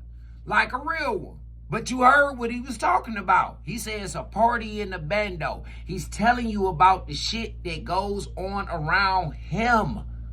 He's not telling you motherfuckers, oh, I'm about to go take these drugs and I'm about to go sell them in this motherfucker. No, it's a party. We're having fun. Everybody's having a fucking good time. Ain't no fighting, ain't no shooting, ain't no killing. It's a party in this motherfucker. We took something from that y'all see is dilapidated, and we turned this motherfucker into something beautiful. We turned it and everybody enjoying themselves. That's the whole motherfucker. Come on, man. Where did we go? Where did we go from party in the bando to motherfuckers out here sliding? And then they telling you about who they done slid on, how they done slid, and all this shit. But then go in the motherfucking courtroom and cop a plea. And then say somebody snitched on them. Then say somebody snitched on them. Make it make sense, ladies and gentlemen, boys and girls. Please make it make sense, man. I'm just saying. Y'all give me all this flack on these platforms, man. All this motherfucking flack. And all I do is try and tell y'all what's right. So what? Y'all listening to all these fuckboy ass niggas, they telling y'all, go do this, go do that. When it's time to go in there where nephew at, motherfuckers ain't talking about shit. What happened to all them goddamn Benzes and all them motherfucking Maybachs and all that shit y'all niggas had out on the motherfucking streets? I hope y'all put some of that shit up. I hope. For real. But most niggas, they don't, because the state and the feds come in and take all that shit until what? Restoration has been restored, right? Okay. Hell yeah. These young niggas don't want to go to jail.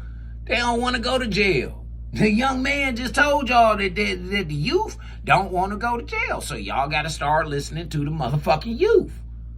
Y'all got to start leading totally different. Y'all do. Dead serious, man. I don't know what the fuck y'all really own. I don't.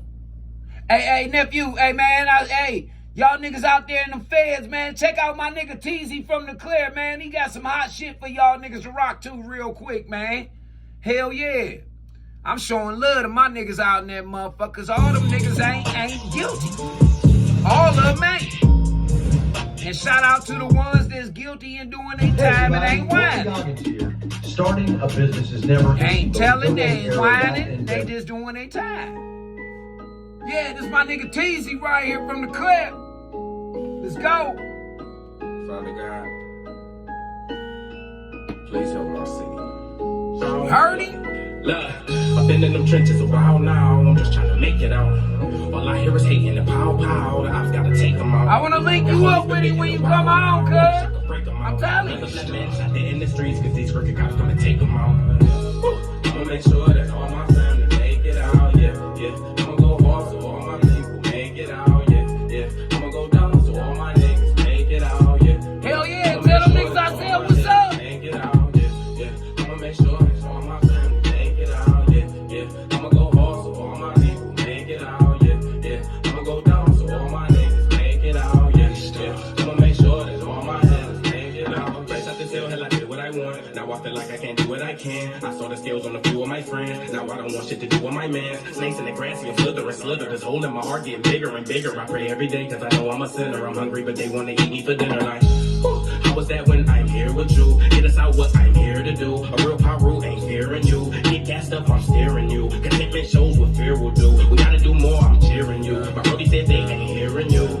I just saw a baby with popping this bottle, but snot running out of his nose. I just met a lady who wanted the model, but she ended up on the pole. I know a few niggas who can't have a pistol, cause they just got out on parole. We waiting on princesses turning the hoes. Wake up, this shit getting out of control, yeah. I'ma make sure that all my family make it out, yeah. I'ma go hard so all my people make it out, yeah. I'ma go down so all my niggas make it out, yeah. I'ma make sure that all my niggas make it out, yeah. I'ma make sure that all my family make it out, yeah. I'ma go hard so all my people make it out, yeah. I'ma go down so all my niggas make it out, yeah. I'ma make sure that all my niggas make it out, yeah. I'ma ride for my people, slide for my people, grind for my people, yeah. I would die for my people before I let people out of my people, yeah. Take the blinds off my people, let light shine on my people. Cause in the dark it gets evil, I won't want to mislead you. Cause I seen the other side, locked in the cage when my mother died. Ain't dropped a tear but I wanna cry, but all I keep thinking is homicide. Life used to be sweeter than apple pie. Got them from McDonald's with Rally's fries. Late nights on the 8 like we wanna die. Lord knows it was bloody but so was I. Catch me out cleaning the park, or copping some groceries for Marks. I spread them all over the hood. It's nothing, it's only the start. I'm talking black on everything. I wanna see black stones and weather brains. Real black man, very clean. The black power cables like Jay and the Queen. I'ma make sure that all my family make it out, yeah. I'ma go hard so all my people make it out, yeah. I'ma go down so all my niggas make it out, yeah. I'ma make sure that all my niggas make it out, yeah. I'ma make sure that all my family make it out, yeah. I'ma go hard so all my people make it out, yeah. I'ma go down so all my niggas make it out, yeah. I'ma make sure that all my niggas make it out, yeah. Moment of silence just for J.R.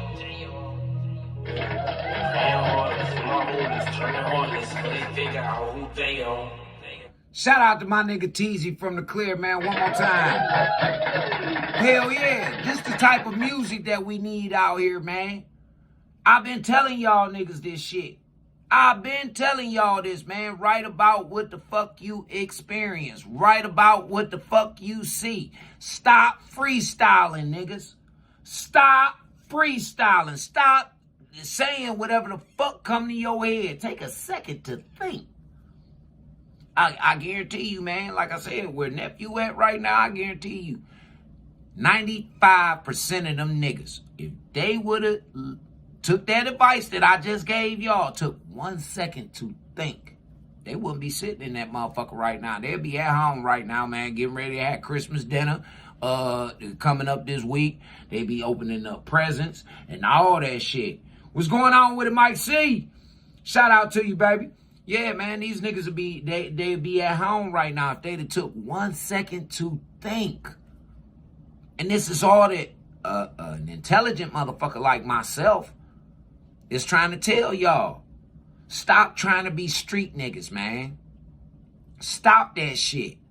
I don't give a fuck. If these hoe-ass niggas out here, the nigga that's trying to bully you into being a street nigga or talk you into being a street nigga 9 times out of 10 ain't no street nigga his motherfucking self because he want to talk you into doing it. Think about it. He want to talk you into doing it. He don't want to do it his motherfucking self because he know the consequences. He know what's going to come down behind it, so he going to send you out there like a crash dummy. That's where we at right now in this generation, man. Bunch of fucking crash dummies. And I'm sick of it. I am. I'm sick of it. I'm sick of y'all, man. I'm sick of y'all females. For real. And I'm really tired of y'all talking about, oh, well, all you do is talk about the females. No, y'all heard me for the past 2.5, 3 hours talking about these bitch-ass niggas that's raised by these single parent households, mainly by the women. Every last one of them niggas. You don't see nan one of them niggas talking about their daddies. You don't see nan one of them rapper niggas talking about their fucking daddies. All you see is that these niggas ain't got their daddies in them is either in jail, or the nigga left, or the nigga dead, or the nigga on drugs or alcohol or something. All these little niggas. All of them. Straight up. And then they push these mamas out here on these pedestals like these bitches then got their lives together. Them hoes still getting high. They still out being ratchet and loud as fuck. The main thing that y'all women, while y'all sitting up here talking about my baby this, my baby that, bitch, you might need to be managing your baby's fucking career so that y'all can get y'all money that's just due. Instead of your baby putting his motherfucking life on the line to make some money for you. Selfish bitch. I said it. I said it, and I mean it. I stand on it. You are a selfish bitch. If you would sit up there and you would risk your child going to prison or losing his motherfucking life, and you don't even have no goddamn life insurance policy to bury that motherfucker. Think about that, fellas. Before y'all go out here trying to get into this rap game thinking that this shit gonna better your motherfucking life, ask your mammy, do she got some life insurance on you? Ask her. Because if she do, I guarantee you the rap industry don't even want nothing to do with you. Nah, rap industry don't want nothing to do with you. Rap industry go after motherfuckers whose mamas don't have no life insurance on them so that they can put the life insurance on the motherfucking individual. And then, by him not, holding true to his motherfucking contract by either dying or going to prison, now these motherfuckers take over the whole insurance policy. Now, if they some decent people, they might break bread with the mama once or twice. But other than that, And the mamas and daddies the mamas don't never get the royalties. And they never get the royalties behind what they fucking kids then put out here. It take them 10, 15 years and millions of dollars of motherfucking legal fees trying to get their shit. Unless that shit ain't generating no money no more. Now, if it ain't generating no money no more, oh yeah, they'll get that up real quick. Oh yeah, this motherfucker, he ain't coming back. Yeah, his career's over with. Fuck it. We'll give her the royalties. It's pennies on the dollar. This is what they think about you, man. And again, y'all got a problem with me being an independent, a true independent. For real. A true independent. Y'all got a problem with that. I got motherfuckers that's mainstream in the industry blocking my record sales. my record sales in my fucking store. My store. Because it humiliates him. Because he was set out to fucking blackball me. Man, hey, if I'm lying, then I'm flying, nigga. Y'all see I ain't got no goddamn wings. I'm grounded just like you. Man asked me, did I know what the fuck blackball meant? And I told him, yeah. It don't mean shit to a self-made nigga. It don't mean shit to a self-made nigga. And I showed him time and time again that it don't mean shit to me. You can't blackball me, nigga. You can't. Now, you could do a bunch of fuck shit.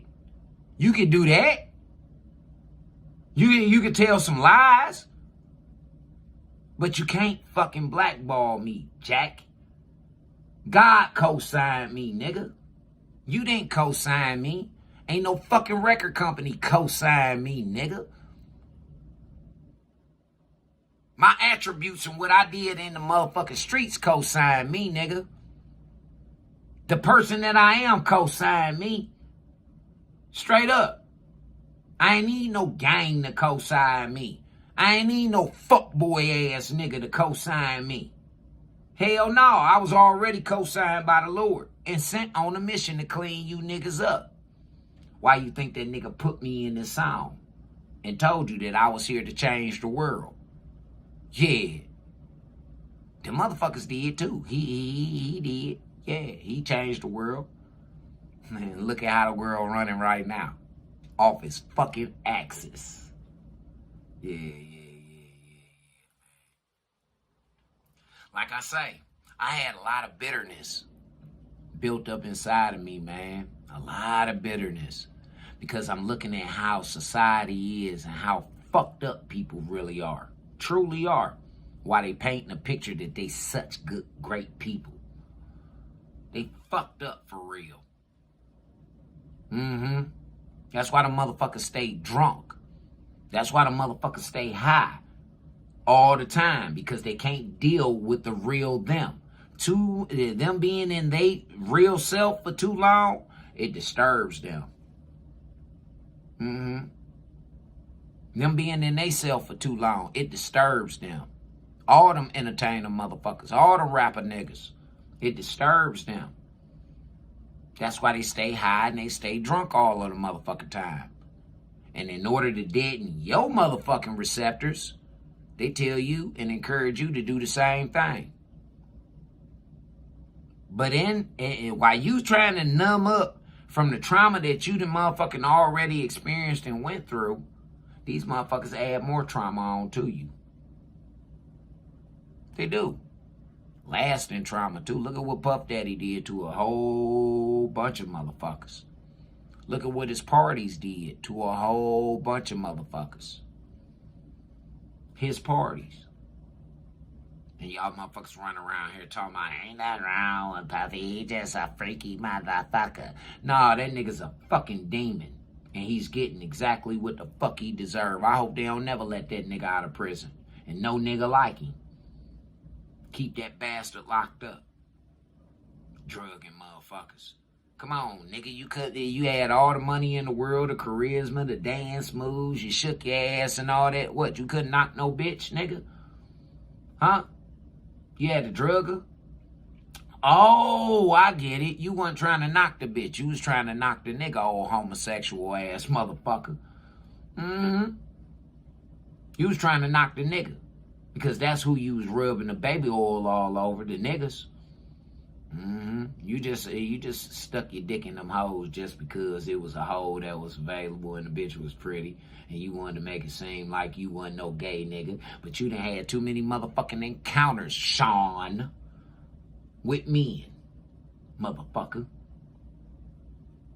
And for you people, like I say, that condoning his behavior. And you people that agree in any shape, form, or fashion and say that that bastard need to be out here on these streets, you're going to get just what's coming to you too. I promise you. You're going to get it. You're going to get it.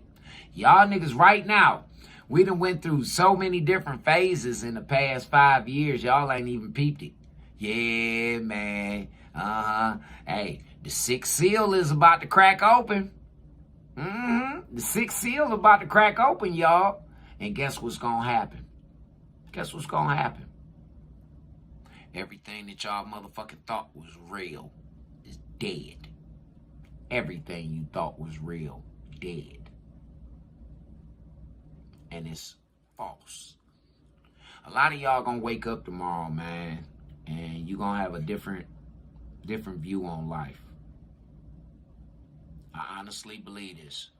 After y'all done sat here and y'all done listened to me for the past 3 hours, hopefully I done said something that's gonna, resonate with a few of y'all. Y'all gonna wake up tomorrow with a different outlook on life. A lot of y'all, God's chosen ones, are the time for you to wake up on your own is over with. The alarm gonna hit your ass tonight. I promise you. You gonna know if you a child of God. If you didn't know before, you gonna know after tonight that you a motherfucking child of God. Because you will be woke. Your eyes will be awakened to all of the bullshit. And I ain't talking about that gay ass woke shit. I ain't talking about that. I'm talking about woke to what's really going on, to reality. You're going to touch down in reality. You guys are going to wake up in the real world tomorrow. Don't spaz out, y'all. I'm telling y'all, don't spaz out. Accept it. Accept it. Flaws as well as rewards. The consequences as well as the rewards. Accept them, y'all. For real. Because I'm going to tell y'all something. For all y'all niggas that's in the penitentiary, man, all y'all boys out there in the feds right now with my nephew, man. Hey, listen, fellas. It ain't over with for y'all. If you got an outdate, nigga, it ain't over with for you. It ain't. You got an opportunity, man. You got an opportunity to fix everything that you fucked up on. You get a fresh start as soon as you come out that motherfucking gate, bro. Dead serious. Is it gonna be people that's gonna hold you to the fire? Hell fucking yeah. Especially if is victims involved in your case. And 9 times out of 10 it is. You're gonna have to do some type of reformation, man. You're gonna have to do something. For real. What's up, Nick? But I'm trying to tell y'all, fellas, that it's not over with for y'all. Y'all not. No, y'all not no failures. Y'all not junk. See, society want to throw y'all away as junk. A lot of y'all motherfuckers that's in there, they should throw away as junk. Matter of fact, they need to get rid of you niggas. Put you in the incinerator. That's what the fuck they need to do with a lot of you motherfuckers. Now, why should my taxpaying dollars pay for you to fucking live and get health, medical, and all that shit? And there's people out here on the motherfucking streets that need that shit. This is the mercy that God gives you niggas. Not Allah, not Buddha, not Muhammad. No, God. He gives y'all that. And like I said, when y'all wake up tomorrow, you're going to understand that you are a child of God. And all children are to be disciplined when they're out of fucking line. Spirit of rod, you spoil the child. Straight up. And God don't do no spoiling of no motherfucking children. He don't spoil no motherfucking body. Everything that you see people with, them blessings and shit, they were earned. They were earned. Either them people earned it or the people that passed it on to them earned it. But those blessings were earned. Nothing was given. Nothing. And a lot of y'all motherfuckers walking around here right now on your mama, grandmama, great-grandparents, on they fucking work that they done put in. Because you ain't put in shit. You ain't tried to figure out nothing. You ain't tried to figure out how life or evolution goes or nothing. You ain't done shit. So you living up off of your motherfucking ancestors' inheritance. You niggas is out here. Do y'all know that the American dollar is not made out of paper? Do y'all know that? It's not made out of paper. It's made out of 75% cotton, and I think it's like 25% polyester or some shit like that. Like our clothes. It's actually a fabric. Those dollar bills. $100 bills, $5, all them dollar bills is made out of fabric. Straight up. So you mean to tell me that you're going to throw away God's blessings, His glory, His favor for some fucking fabric that we can set on fire? That we can erase?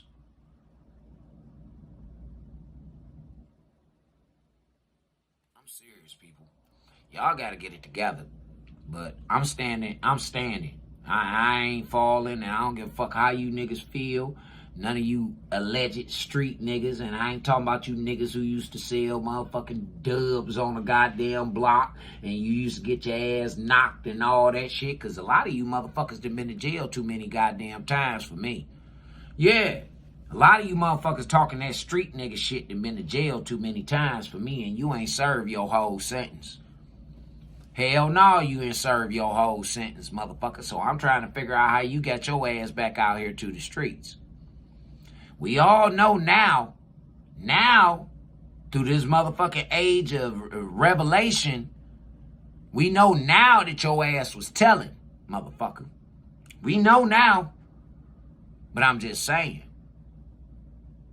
I don't want to hear nothing else from you bitch ass motherfuckers that come on these motherfucking, on these platforms. I don't want to hear nothing else about my motherfucking music. Nothing else. I don't want to talk to you motherfuckers who listen to that retarded ass drill music no more. I don't. Because those beats, those drill beats, they can be used and utilized for something totally different. They don't have to be used to talk about killing no motherfucking body. Nope. They can be used for something totally different. For real. Because it's a reason for drill music, man. Drill music get motherfuckers working out in the gym and all kind of shit. Yeah, get a nigga to moving around this motherfucker. Them beats and them rhythms and shit get a nigga to moving. So let's talk about something different. Let's talk about something different. For real. Like I say, tonight is the last night for God's children to be playing games. It's the last night, y'all. Say goodbye to y'all motherfucking evil, wicked ways. Because if you stay in them evil, wicked ways, you're going to pay. You're going to pay. And while everybody else moving up the mountain and you trying to figure out why you not moving up the mountain or why you can't be there, just remember that you didn't turn from your evil, wicked ways like everybody else did. For all you following motherfuckers, I think y'all might want to follow over on this side of the motherfucking coin.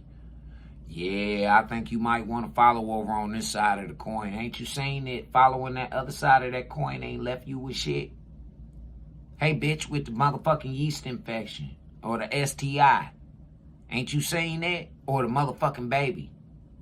The unwanted baby. You see what I'm saying? Okay.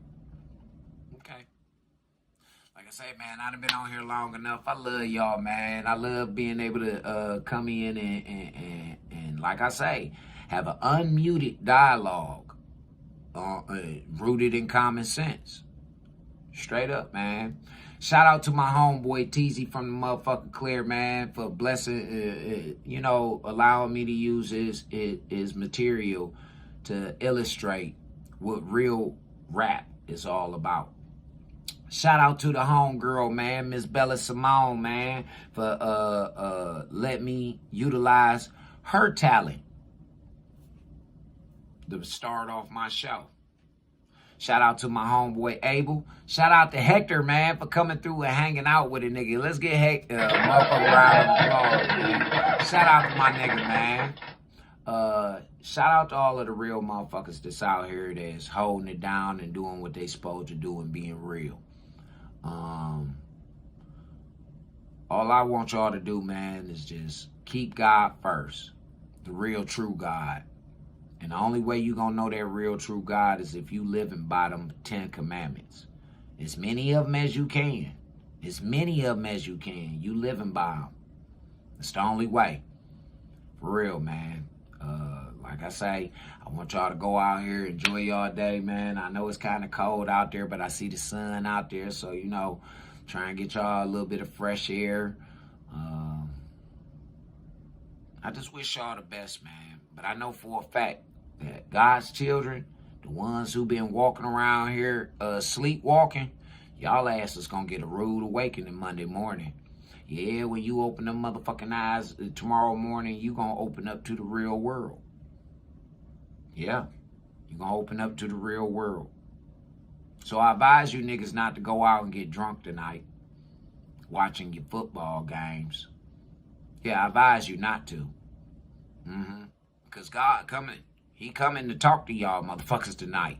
He is. He's coming to speak to y'all motherfuckers tonight. And it's gonna be up to y'all motherfuckers to make the decision on either you rolling with him or you gonna keep condoning into what the fuck going on in this world. Because this world is out of here. It's out of here. These the last few elements. I'm telling you, man, January 1st, y'all, is gonna be the first day of y'all new world. January 1st, 2026 is gonna be the first day of y'all new world. So, I advise y'all to, like I say, think about some of these things that I'm talking about, man. If y'all know somebody right now that need to hear this message, man, that I sent out, then y'all go ahead and send it to them. Send it to them, man. Ain't nothing, y'all ain't, you know, hurting your pockets or doing nothing to send over some motherfucking knowledge that these people are going to need, their heed to. For real. But y'all know what it is, man. I'm up out of here, man. I thank y'all, man. Y'all tuned into the most hated, most anticipated, most underrated, most aggravating TV, talk show, vlog, podcast, whatever the fuck you want to call this shit. Y'all tuned in to my time, my grind, my shine. This was Freaky G Live Presents Keeping Score. Y'all have a good, wonderful motherfucking day, man. I swear, okay? Y'all go on out here and go, hey, y'all a wonderful day.